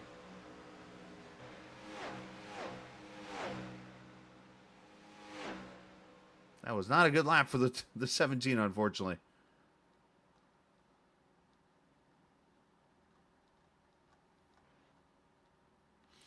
See if we can go back and watch that whole situation transpire. Bruce Turner watching. Appreciate you, sir. Saying, let's go T-Ball, as in Tony Ball, the leader of this race. So let's start right here. You see McCorkle gets loose. Go down the front straightaway here. Silvers moves down, and you're going to see contact right here with Leo. Turns him sideways. Of course, Telder's going to get to run into turn 1 as McCorkle slides up the track, and these two are going to hit again. So I don't know if there was something going on between McCorkle and Silvers. Obviously, James drives it way deep into turn 2 here. Going to wash up the track. Got some right front damage, ain't going to help either. And then, of course, that just pinches Telder. They make a couple contacts there, and into the wall they go. And that's when the 17 pulls it off. So circumstances there. As for second, here comes Weeks inside of Heller.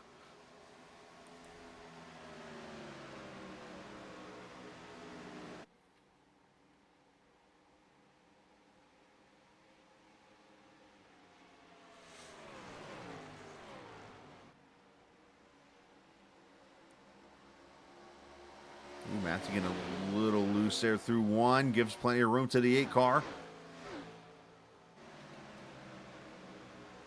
It's good to see these two back up front again. They had great runs at Rockingham. Up caution. And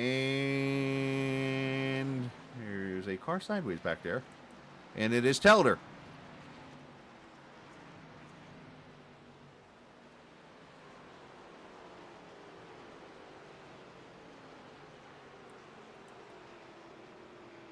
Telder not having, already not having a good night in life, and now a second issue on track. What happened to the 10?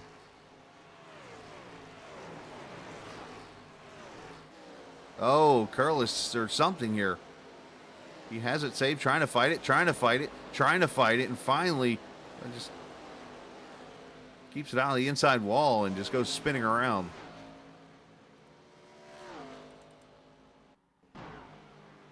Get a better angle of this. It looks like there was contact with he in the 54. Oh, wow. McCurlis sends it in there in turn 1. And Telder's trying to hold on to it this whole entire corner.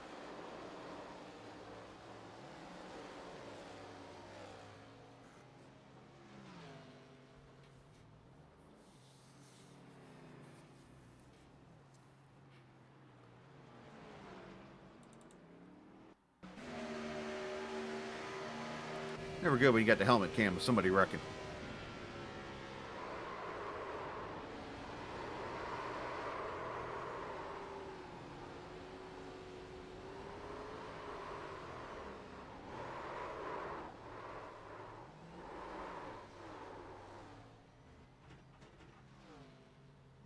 He didn't hit anything, I'll give him that.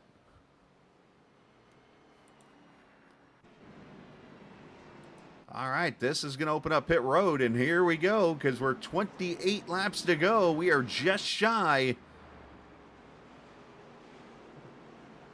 And I'm sure somebody's going to try to go the distance here. Weeks is going to stay out.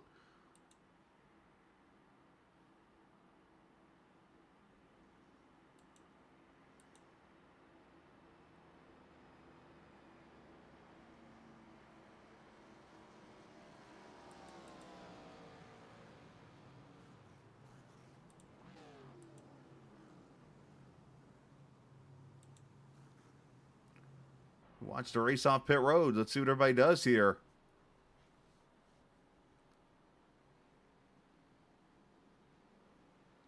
As Tony Ball's going to be second off pit road. Drag race 3 wide.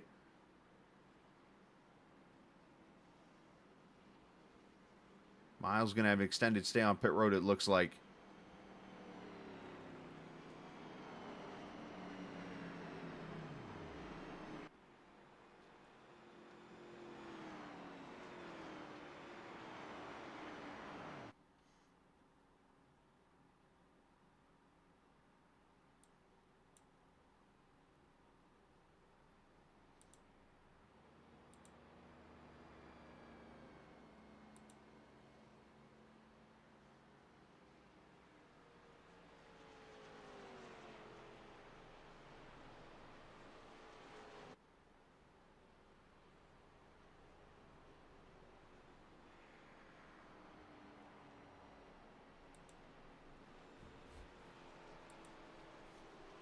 So Week's going to stay out. Let's drag the pole sitter back up here real quickly and see his thought process here. And see what the 11's thinking here. Matt, you got a copy, bud? Yeah, I got you. All right, so my only assumption here is you're pretty much saying that you do not have the fuel to make it on one stop, even if you were to come in at that point. Is that fair to say? Yeah, you'd have to save a lot, and there'd have to be a lot of cautions to save it to make it from here. So you definitely, the guys that pitted there will for sure have to pit it again if it goes green. So I'm just hoping I can stay closer to the front with these 9 laps, 8 or 9 laps that I got left to pit, and hope it goes green to the end. So do you plan on, I mean, between you and I and a few people, are you planning on going all the way on those 9 laps and then coming to pit road, or is this one of those where as soon as the window's open, you're coming in? Probably as soon as the window's open, so I'll probably 60, 61. It's probably when I'm going to pit. Okay. All right, man. Well, hey, good job so far here. Best of luck, and I think I know who won this race last year, so you know what you're doing. Oh, yeah, man. Thank you. All right, buddy. Matthew Weeks, the leader. Appreciate him for being kind of candid there and transparent in what he's going to do. Obviously, some people like to kind of keep it quiet, and you know, that's their choice and stuff. But so he says lap 60, which, you know, he could be fooling us too. So let's just open all of our windows up here and say he's going to pit somewhere in the next 5 to 6 laps. We'll probably use window. So 60 to 63, somewhere in that range. Because he said 9 laps was how much he had left. But obviously the window opens. So what he's going to do is try to stay as close to the front as he can. With the way pit stops work here, you can do 4 tires and fuel as long as you're within about 10 seconds of the leader and still come out on the lead lap. And at that point, he'll have fresh tires and clean air to go get what he can get. And of course, he's got plenty of tires to get him through the end of the race.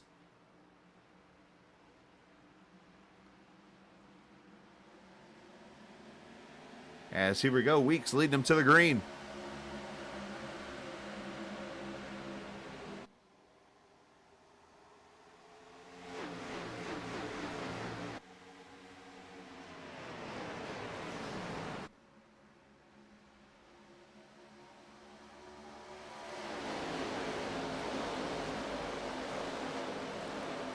We have not had a chance to do this yet. So tonight, let's turn it up, shall we, on this Friday night of Gen 4 racing.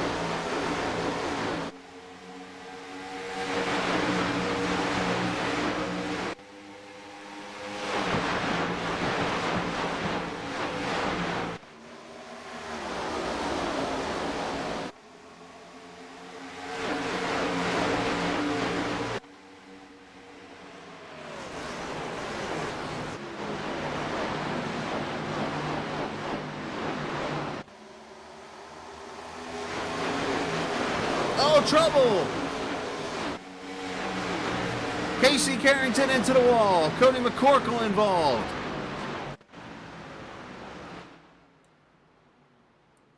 Championship implications right here. A lot of cars getting squeezed off turn 3. And this is the caution probably Weeks wanted.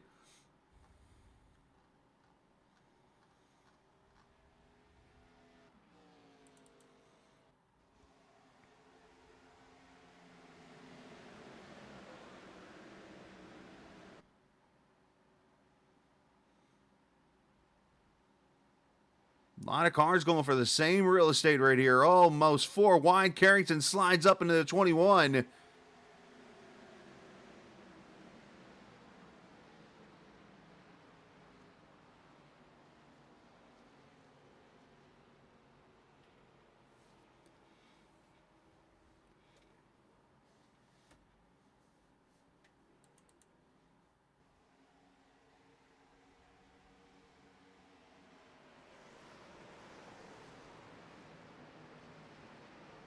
Carrington about made contact with 3 there. McCorkle gets the run there, and Carrington slides up into him, trying to carry the momentum off. 83 T-Bone, along with Ethier getting some contact. Some nose damage right now in the 9. And just like the issue with Whitley earlier, if he doesn't have any engine damage, he should have plenty of time to come to pit road here. As we got cars juking and jiving and trying to figure out, can I make it on fuel from here or not? Without a pit stop, those guys are going to stay out. The ones that want to assure them that and potentially a green-white checker at the end.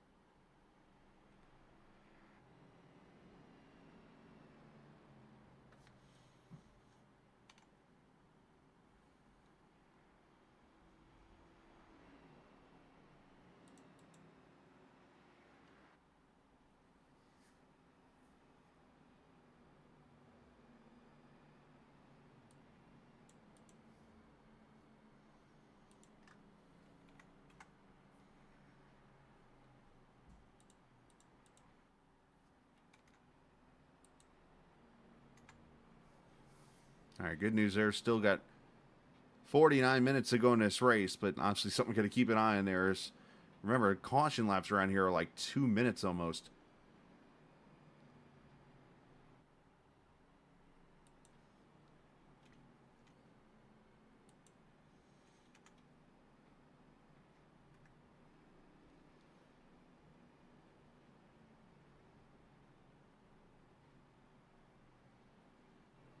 Actually, I just thought of an idea. So I do some work here while we're under caution here.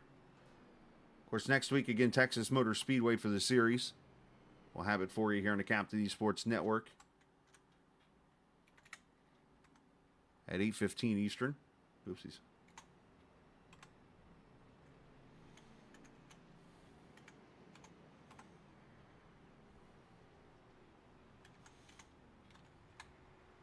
This is a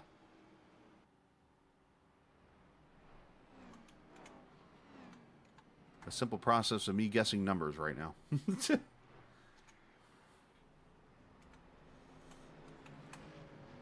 we go.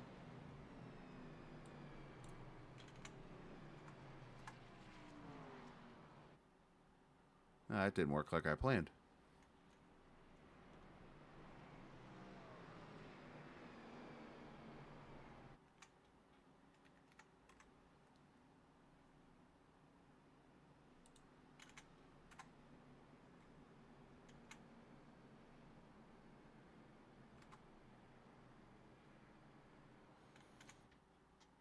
All right, should be getting ready to come to the green.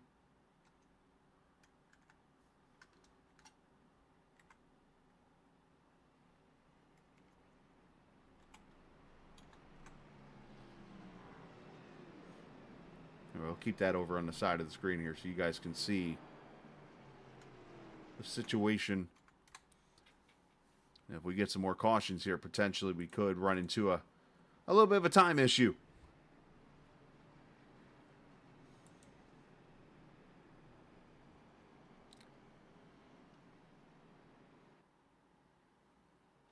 All right, so Tony Ball takes the outside lane.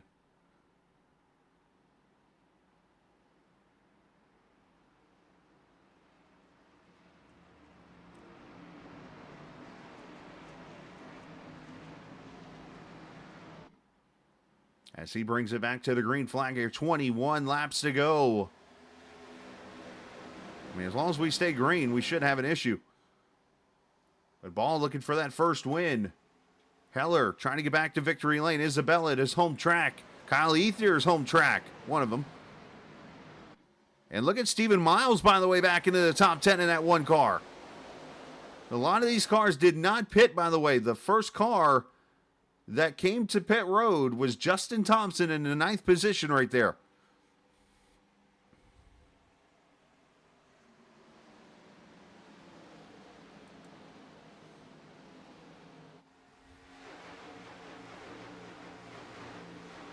Casey Carrington restarted back in 25th, it looks like, for that restart. As McCorder takes him 3 wide here through 3.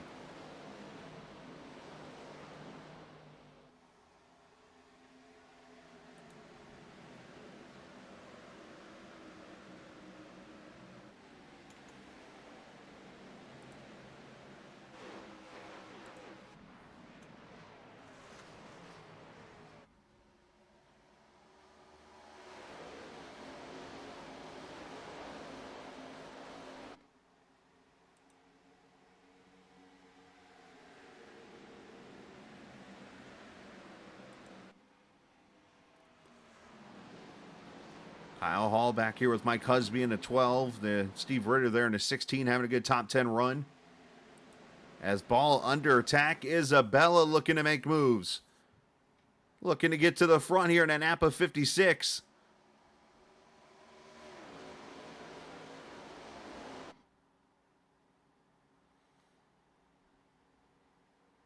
Four wide down the front stretch here.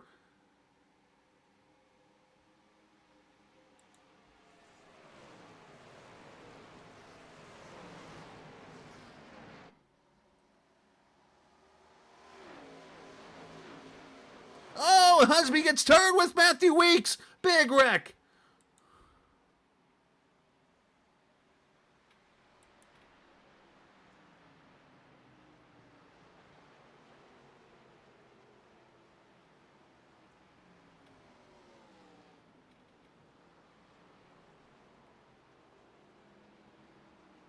Justin Ray with a lot of damage.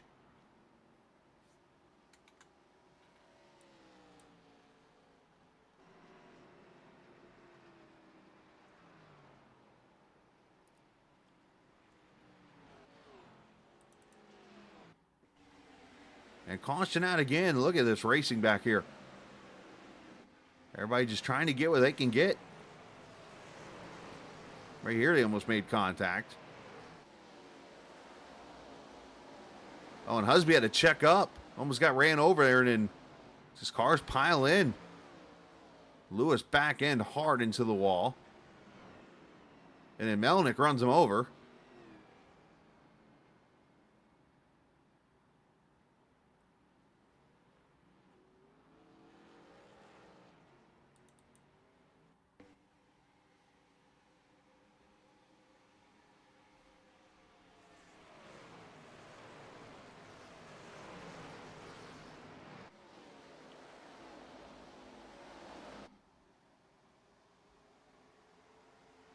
Add Nick Leo to the list. Zach Rogers involved.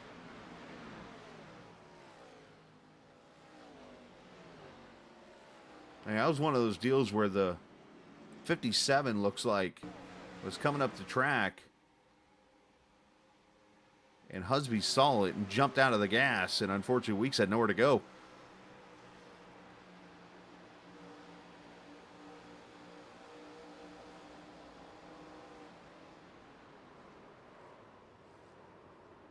Lewis hit that wall a ton.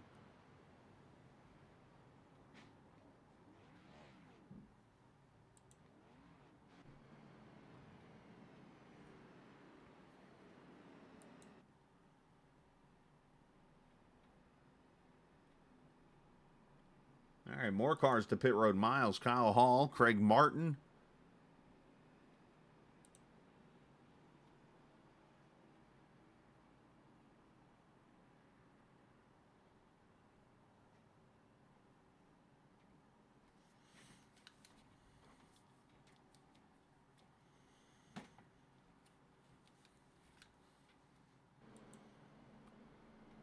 Looks like about half the field, if not about a quarter of them. Matthew Weeks going to get damage fixed, so is Lewis, obviously, and Melnick.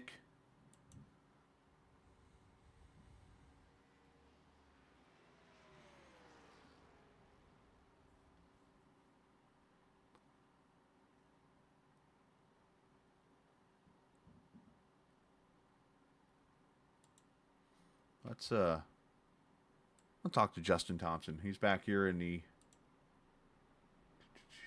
Where's Jay? 7th position at 3-car here. While we're under caution, everybody's just saving fuel now.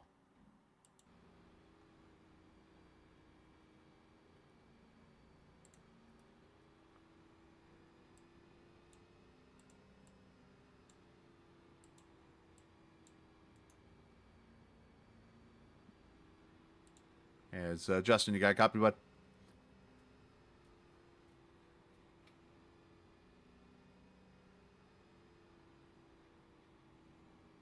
Justin, you there, bud?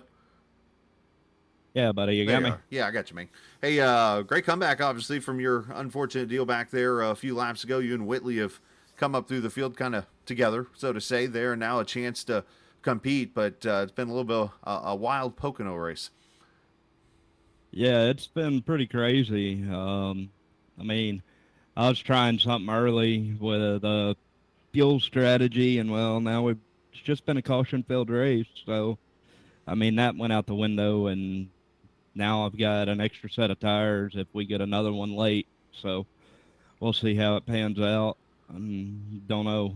I'm pretty sure we probably got at least one more in it. Seems like that after a lap, literally, there's a tire difference. How many more laps with that do you think you need to go to maybe put that final set on? Do you think, 8, 9, 10 laps?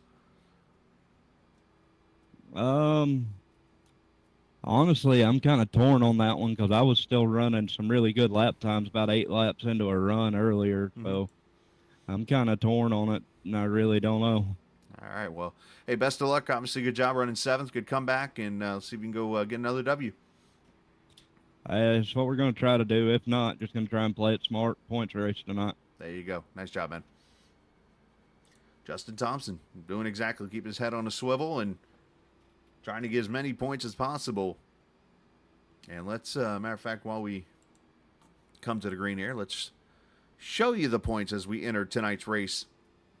As Thompson right there in the 8th position, he's 40 points back, 37 to be exact. McWhorter up there in the top, but you see there's been some issues where Miles obviously towards the back now. Carrington's had issues. Barkuski's not here. So obviously some things can happen here. McWhorter is 11th right now, so there's going to be a little bit of a shuffle here tonight when this thing's over with, so we shall see.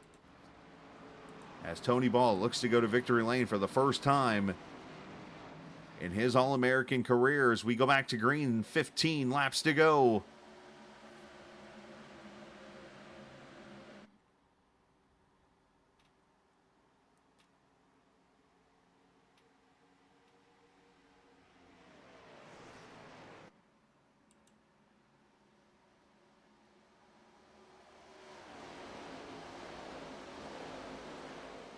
They race down the long pond straightaway, fanning out 2, 3 wide. Kirkquist trying to make a run inside of Thompson. That's a dangerous move, being inside 3 wide into the tunnel. Oh, Rogers got hit by Leo. Quest is down on the apron, washing up the track.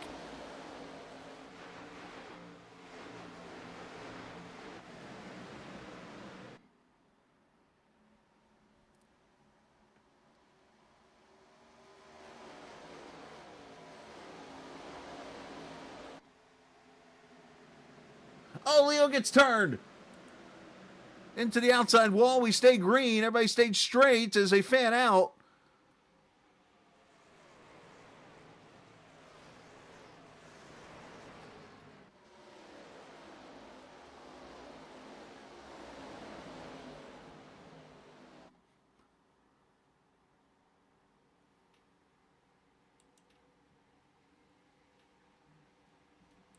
A lot of close racing everywhere, contact everywhere.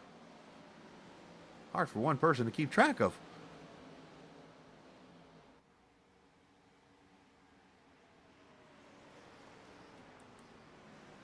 As look at Isabella.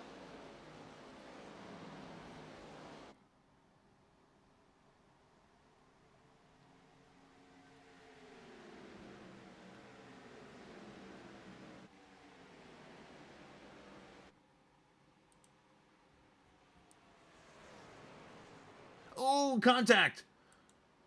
Where was that at? I think it was Leo again got hit.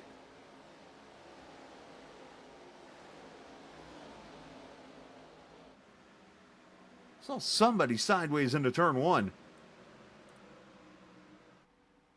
I think it was Leo. Watch this save.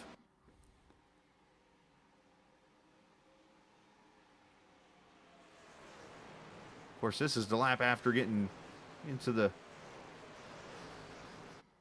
All right, maybe it wasn't Leo. Somebody I saw sideways in a white car. Anyways, we digress. Back to where we were.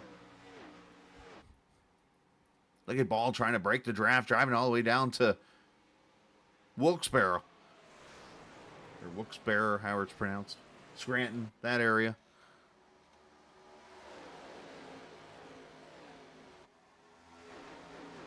Hi, Daryl Young. Thank you, sir. I appreciate that.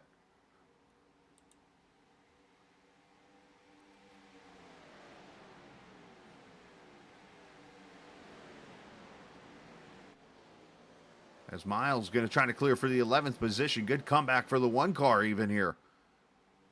That cream rising right to the top as Kyle Ethier in cautions out. Nick Terrell in the 81 has gone around.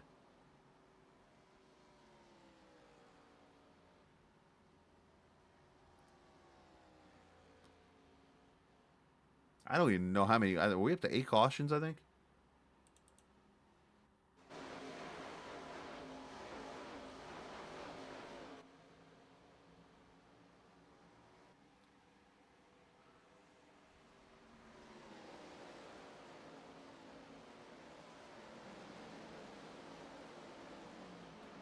Bam, ouch. That looked like Terrell just got in too deep, and Rosenberg was coming down and hooked him.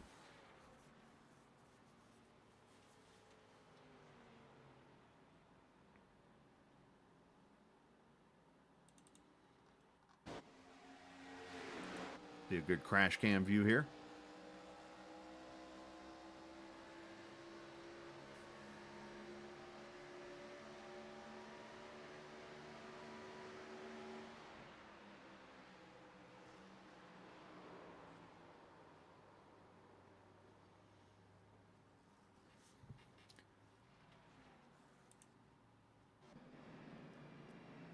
Look at these beating up cars out here.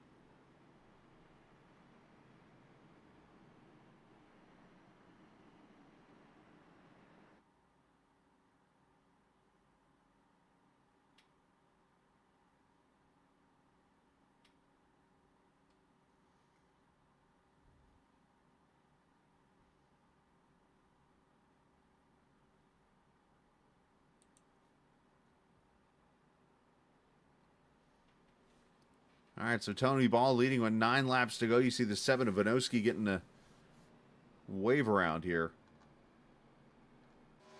And a lot of cars coming to pit road here. And check this out. Christopher Heller, Mark Whitley, Logan Hamilton, Tyler Whittemore, McCorder, a whole lot of cars here. I wonder if these guys are planning for this race to go overtime.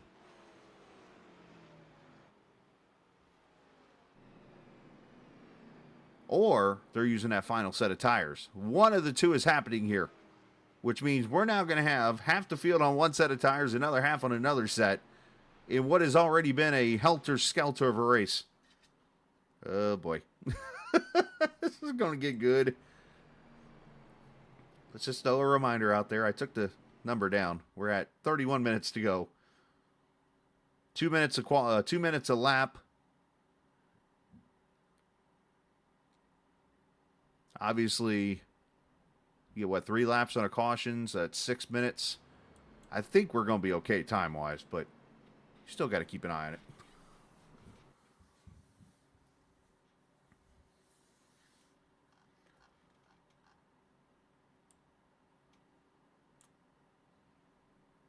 Let's see if I can find, as we get ready to come to the green, the Leo. Yeah, right here was the Leo save. Let me just rewind it manually so we don't have to go back further. Right here. Yeah, the 69 and 21 come together. Right there. I mean, that was almost bad. And then the next lap, I got on a turn 1 and I saw somebody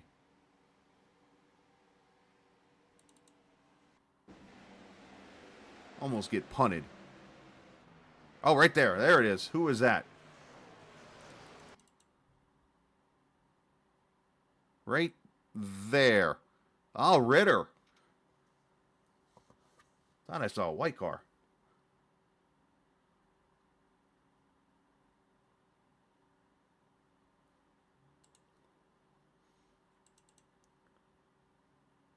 Watch this.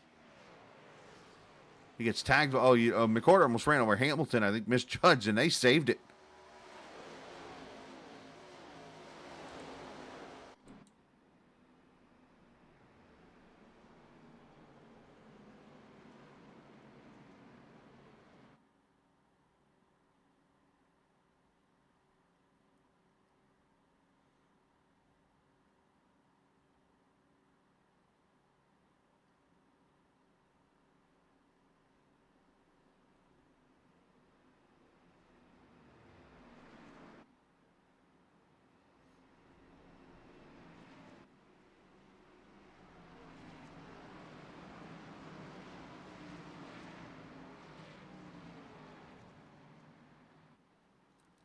All right, so 8 laps to go. Coming back to the green.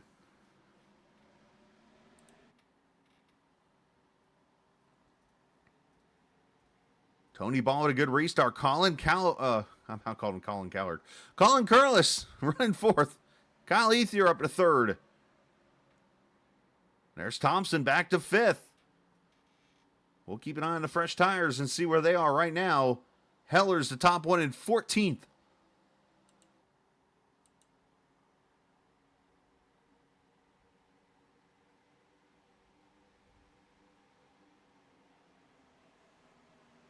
Hey, check up here.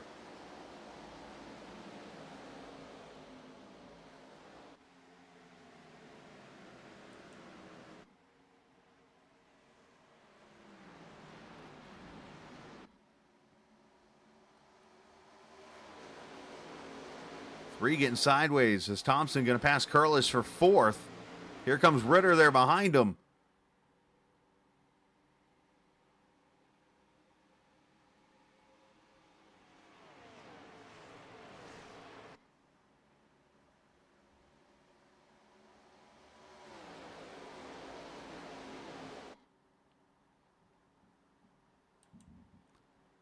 As Carrington looks at the inside of the 57 for position.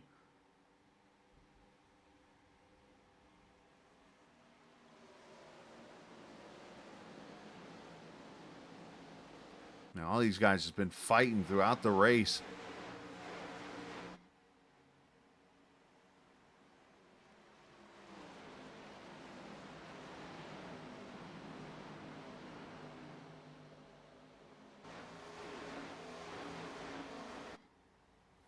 6 laps to go. Ball out to 0.2 of a second over Isabella.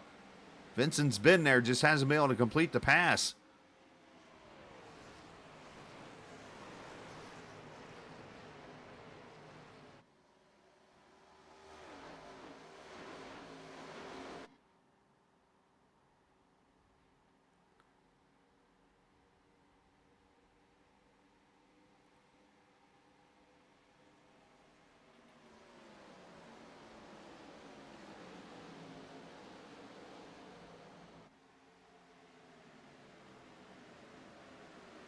Hamilton, Carrington all right here with Heller, who's got the tires, getting into the top 10 now as Rogers leaning on the 57 who slides up the track.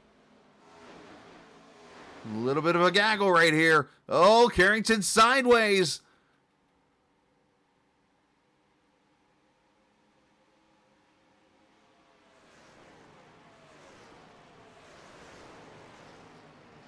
And somebody's got sideways up front. Look like Thompson.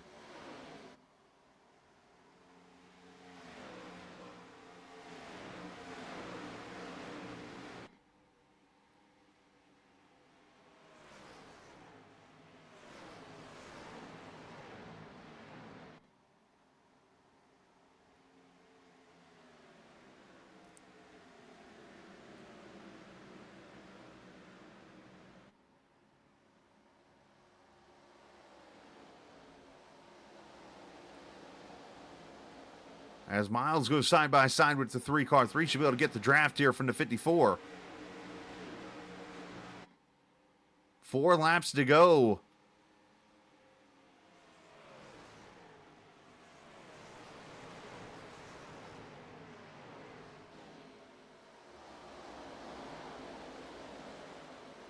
Somebody throwing up smoke. I think it was Rogers.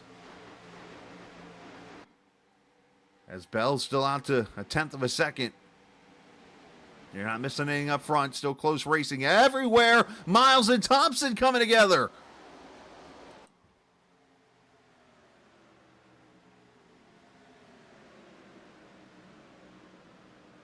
Oh, and Thompson gives Miles the boot.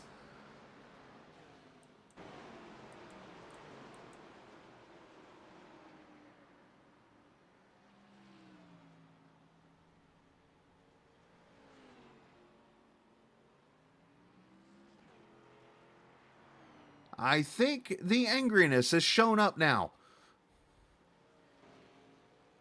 And hello, overtime.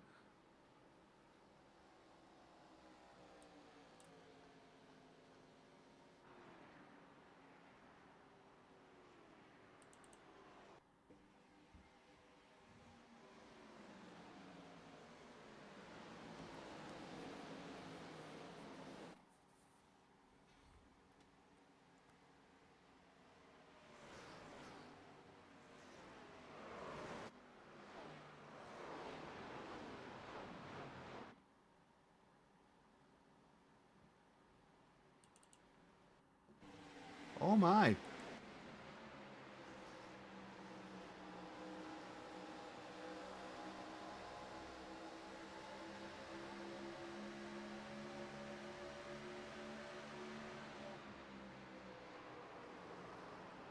McWhorter's going to get the wall. Wow. Safe to say that the tempers have boiled in this race.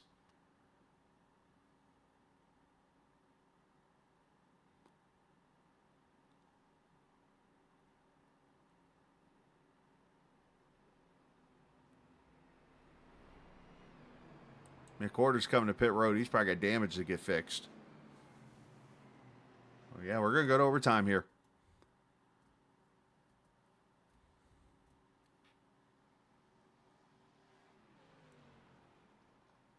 So I didn't get to see before that deal. Let's see if I can find it. All right, that was this. Okay, that was coming to this lap here. Hang on.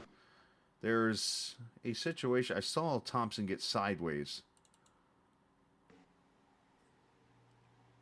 think it was before this.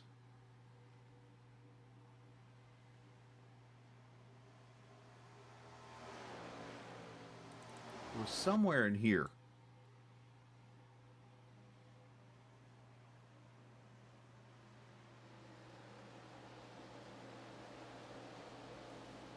It was into turn 1. You see Curlis gets a pretty good run as he was getting loose through the corner. So I'm going to jump ahead here to 76 now.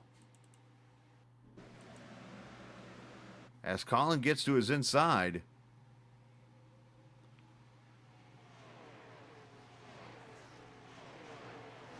Oh, right there. So the 54 and 3 make contact.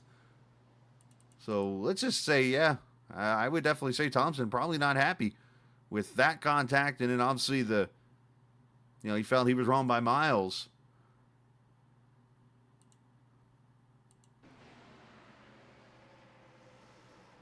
That was more netcode than anything. Good save.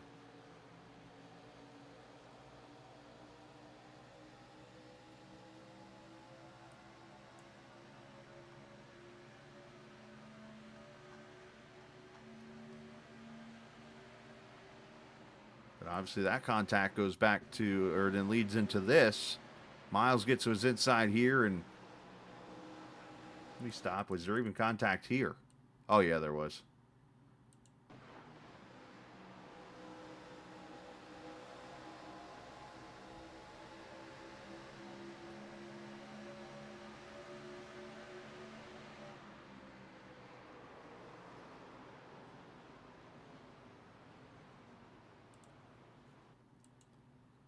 All right. Oh, overtime. Who's got... I'm sure everybody's got the fuel. Thompson looks like he's getting EOL'd for the caution. As I see him falling to the back.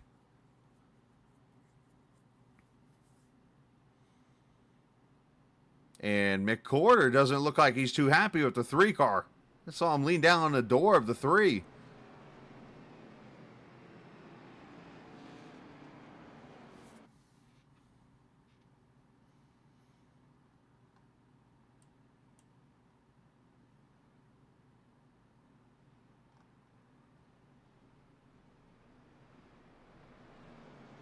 Watch this real quick.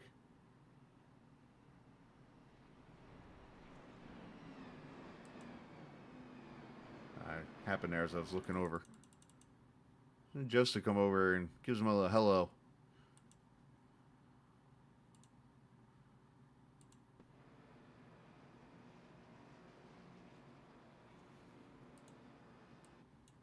There's some angry drivers in this race right now. And I'm pretty sure an angry league owner. Knowing Casey. Man puts a lot of heart into this race, into this series.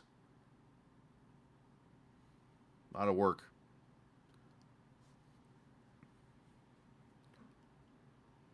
And where's Kurt going? Trying to jump the start back here is the 57. Green flag out.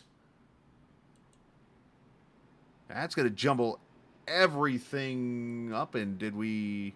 Oh, it got waved off. Never mind.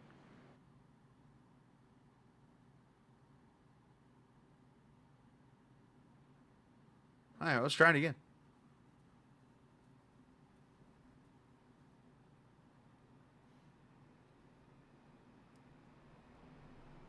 Miles trying to get damage fixed. Rosenberg and Ray. So right now, I mean, the point standing, stick it into a Yahtzee cup, as I like to say. Shake it up.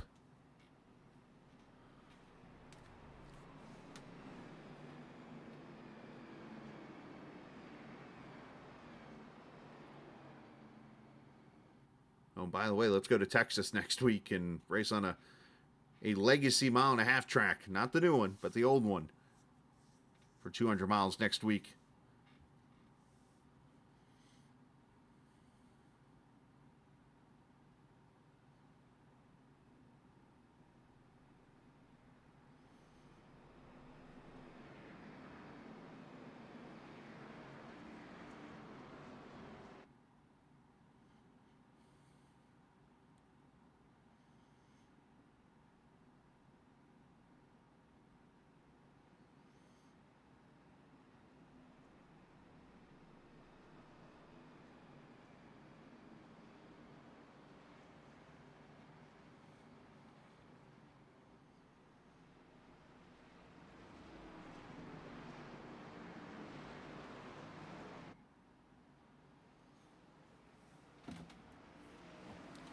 All right, going to come to the green as we go into overtime. 2 laps to go this time by.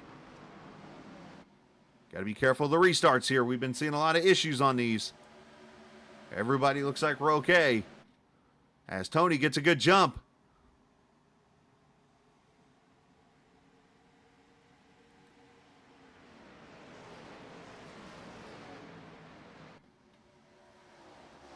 Couple cars off to, up the track, I should say. Everybody clean as Whitley gets the outside wall. Keeps on digging, though.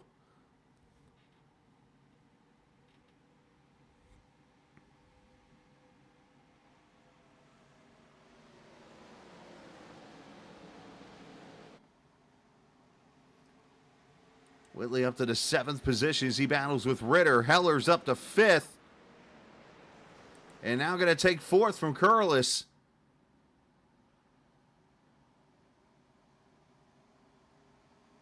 And it looks like we will get to the white flag. Final lap here from Pocono. Is the 35 going to be the new winner here in All-American?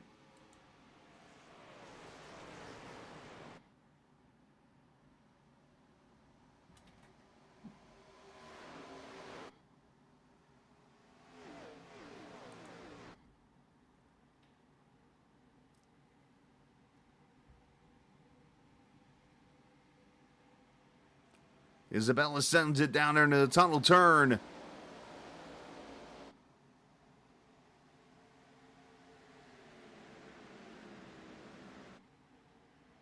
Trying to win at his home track. Isabella gets into the 35. Are you kidding? And then, oh my gosh, everybody's hitting everybody.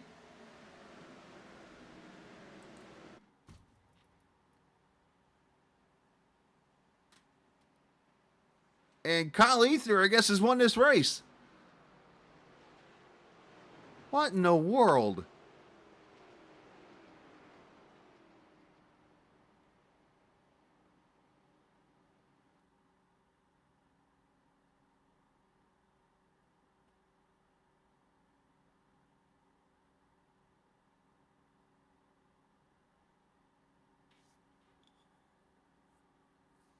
Mark Whitley's going to finish 2nd. Hamilton 3rd.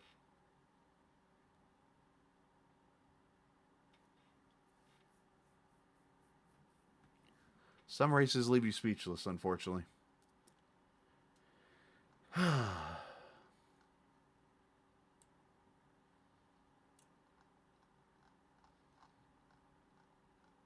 honestly feel bad for Casey right now. That's one thing I could say. Wow. So Kyle Ethier gets his first career win. In something I honestly don't know what I just saw. Somebody's over here doing donuts. All right, let's break this down on what I just saw.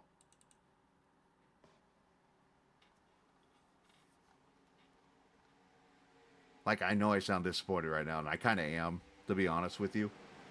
And it's more because Casey doesn't deserve this. And I'm just the broadcaster.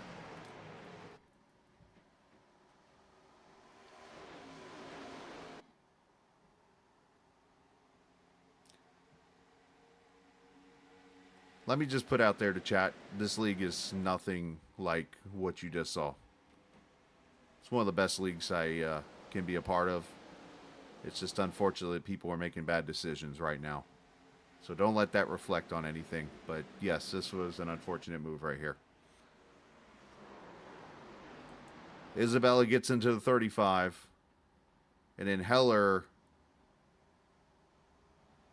Yeah, I don't know what that. I'd have to look at that again. I mean, Tony Ball earned this win. Let's just put it like that. He had the car to beat.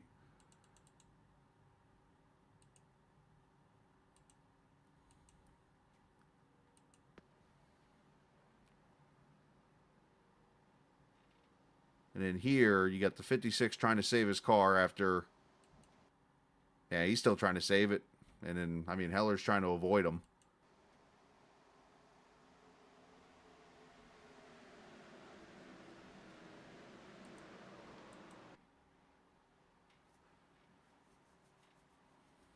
I'm just going to scratch my head over here, ladies and gentlemen. Just going to scratch my head, unfortunately.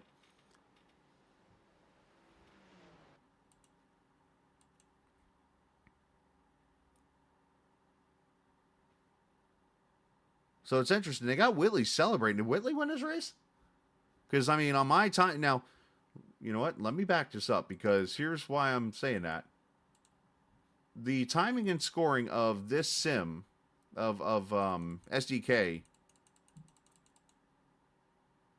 If it's going to allow me to back up.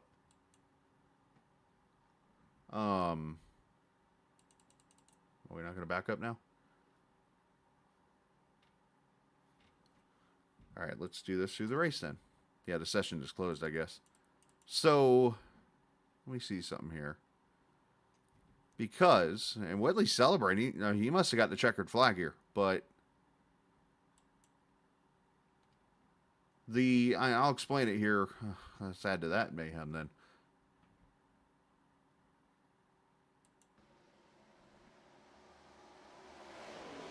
So I'm sitting here calling Ethier to the win. All right, here's a good vantage point right here.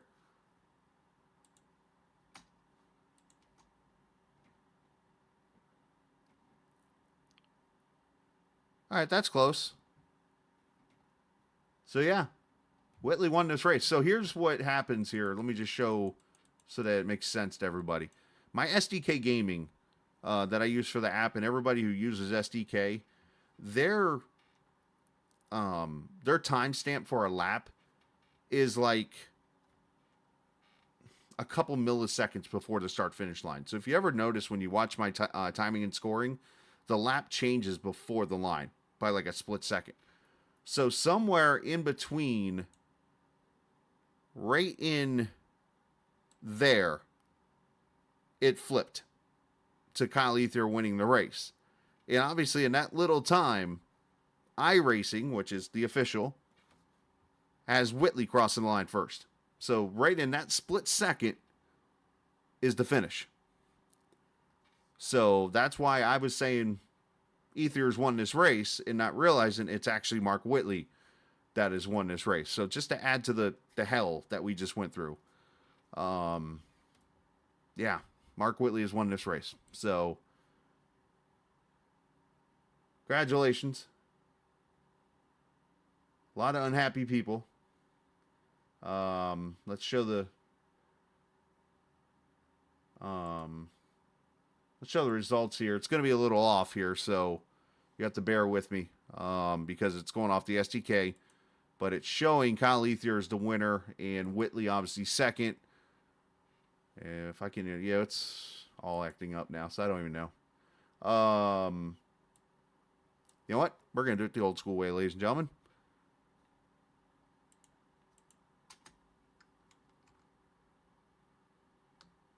I'm going to pull up iRacing, and there we go. There's your standings. So by 25/100ths of a second, Whitley is declared the winner. Kyle Ethier second, Logan Hamilton third, Carlos fourth, Isabella fifth, Carrington, Ritter, Rogers, Bando, Quist. Hall finishes 11th with Martin McCorkle, Husby, Weeks, Leo, Dillon, Dunaway, Vanoski, and Smith, your top 20. McOrder, 21st. Thompson, 22nd. Tyler Whittemore, 23rd. 24th to Rosenberg. Melnick, 25th. Miles, Ball, Heller, Lewis, Ray, Terrell, Cassidy, Silvers, Carson, George, and then Shelton and Telder is how they got it set up on iRacing. So that's what we're going off of, not my timing and scoring. So I'm sure I don't even know who's wanting to talk at all after this. All three are in the waiting room, so let's talk to the top three. And let's start with Logan Hamilton here, who in his debut here finishes in the third position. And Logan, you showed up at a perfect race tonight, apparently. And yes. Obviously a good performance by you. I know a couple incidents on your part, just, obviously contact type things, but you survive and get a third place finish. Yeah, it was a long race.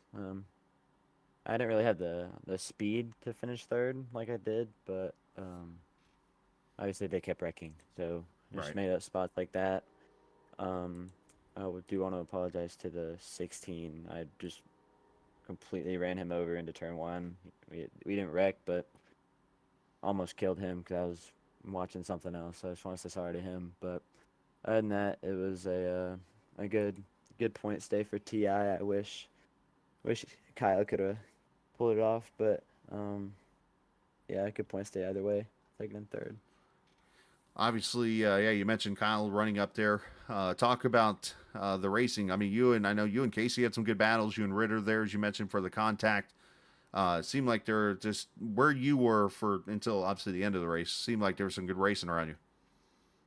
Yeah, I mean, I was always pretty much having to fight just to kind of stay where I was, just because, like I said, I wasn't the fastest, so the battles always kind of followed me, and I was surprised at how good the top was. I could never get it to work because I would get too loose, but I've never raced at Pocono where it's been like this multi-lane racing. Oh, yeah, well, obviously with the refresh. Well, great job tonight, man. Send some shout outs to whoever you like to, bud. Just shout out to iRacing, Kyle, Miles, and Chris. It was a fun first race. It was definitely would have been boring if I was by myself, so just shout out to them for keeping it entertaining, and thanks to Casey and everyone that puts this league on. Absolutely, man. Well, great job tonight. Congratulations on third. Thank you. Absolutely. As Logan Hamilton finishes in the third position tonight, and talk to our officially second place finisher per the iRacing, and that's Kyle Ether. And what was I'm still trying to break this one down in my head, my man. But you finished second here in a race that I don't know. I don't know how to put it, but unfortunately, you get second, which is good news, I guess. We'll look at the positives here. Obviously close to the win, but I'm just more stunned right now the way the race ended.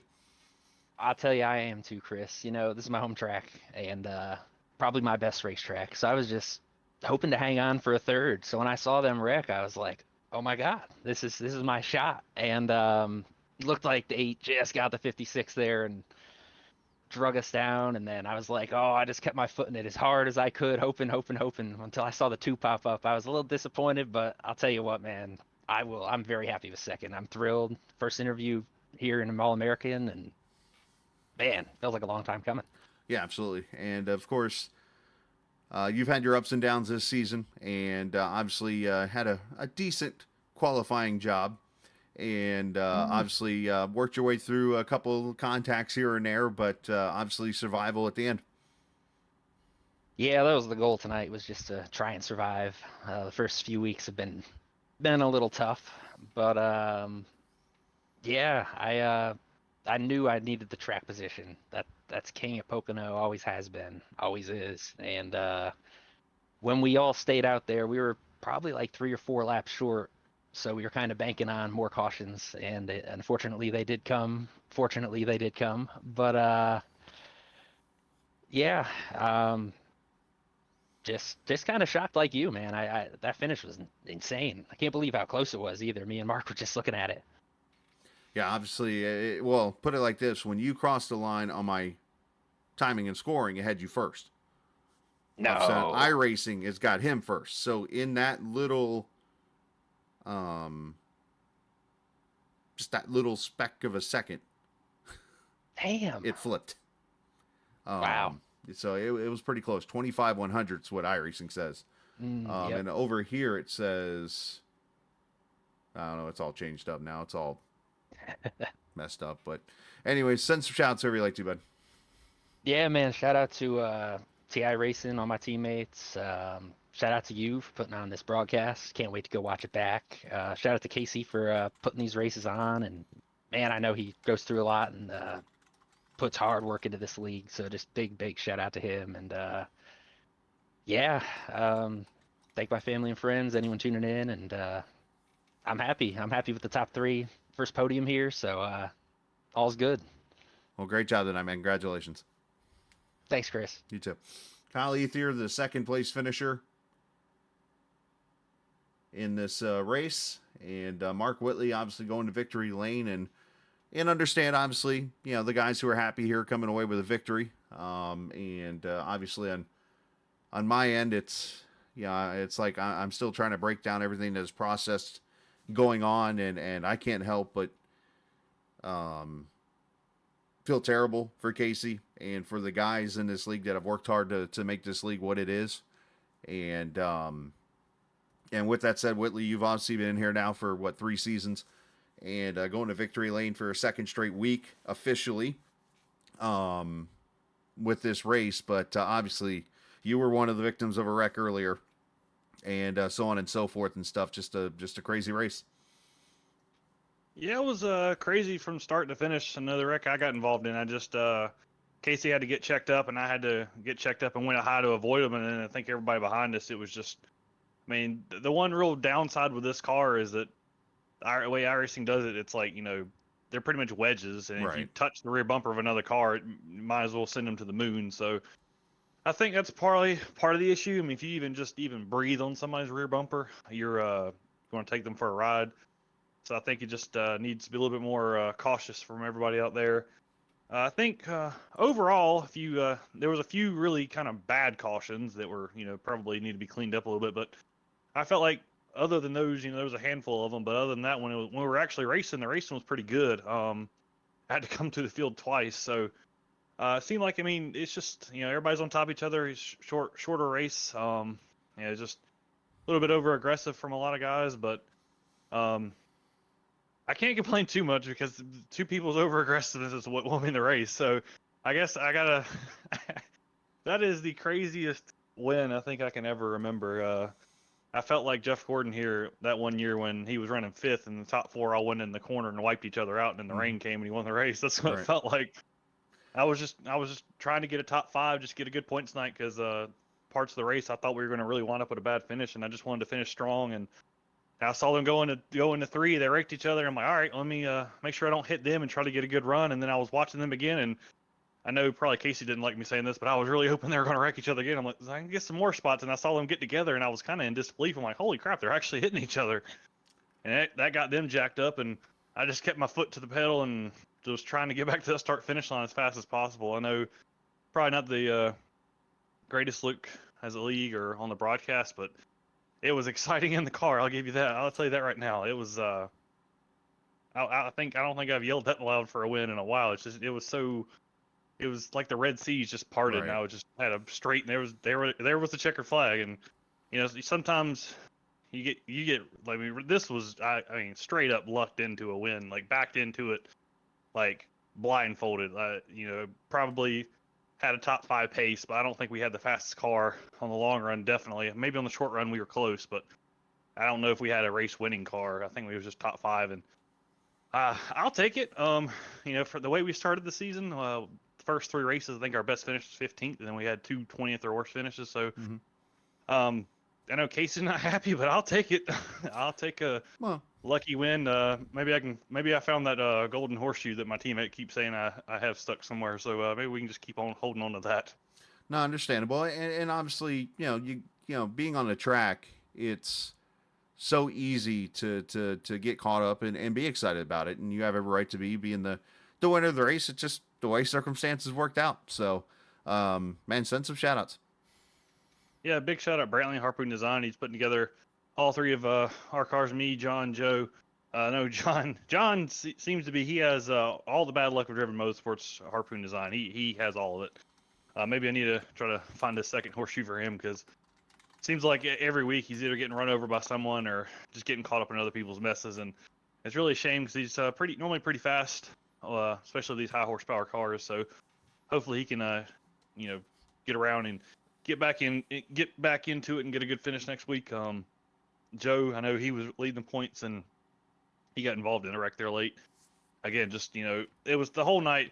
Like I said, there was some real boneheaded moves out there. I mean, that's kind of undeniable, but I thought for the most part, once you got past those, the actual racing wasn't too bad. But I just got to clean up some stuff, and hopefully everything will get cleaned up, and we'll go back racing and have a 100% green flag race next week. Absolutely, man. Great job tonight, and congratulations. Thank you. You too, man. Has Mark Whitley celebrating a victory here tonight, and I mean, obviously, you know, fans are going to be unhappy in chat, and obviously, as we know, people are going to be unhappy. People are going to be happy depending on who's the victim, who's took advantage of it, and all these different kind of things. But in the end, a race is won, a race is lost, no matter what the circumstances is. I mean, trust me, as a broadcaster, I think I'm okay to say this. I'm just as disappointed as a lot of the viewers are right now in the way everything transpired there, and I'm disappointed for Casey and for Joe and for those guys who bust their tail to put this whole thing together. I've been now here in this series for 4 seasons. I can't even remember right now, and that's not even a point. But the fact is this league is one of the best leagues on iRacing, period. And that's what keeps bringing me back, is the fact that this thing is organized, it's well ran, and unfortunately you're going to have these kind of things happen. I actually talked about it on the podcast this week. Every league is going to have bad races. And what you can't let happen is something like this. You have to turn this into a positive somehow, basically. And the good news is you get to come back and do this again next week at Texas. So Casey and Joe, they'll get this thing fixed, and we'll go to Texas next week. So obviously, I appreciate all the hard work those guys do. I appreciate the viewers, and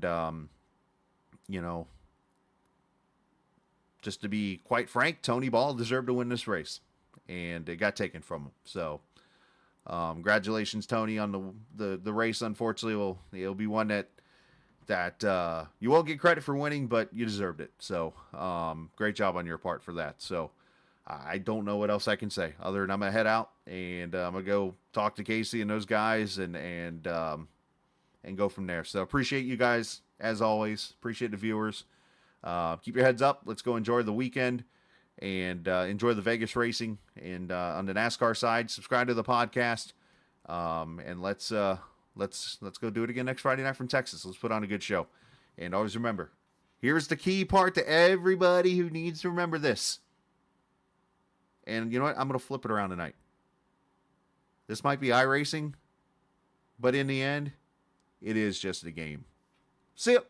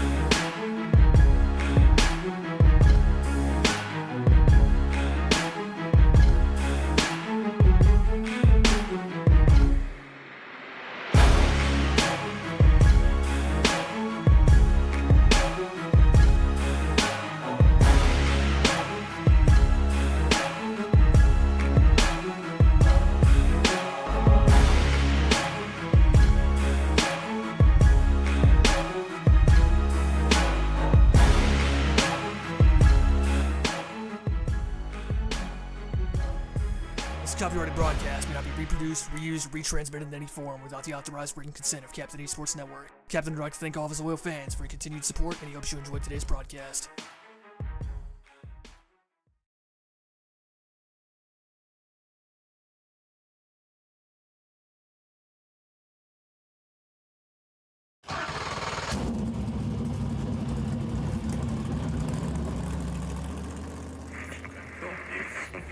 The following is a special presentation.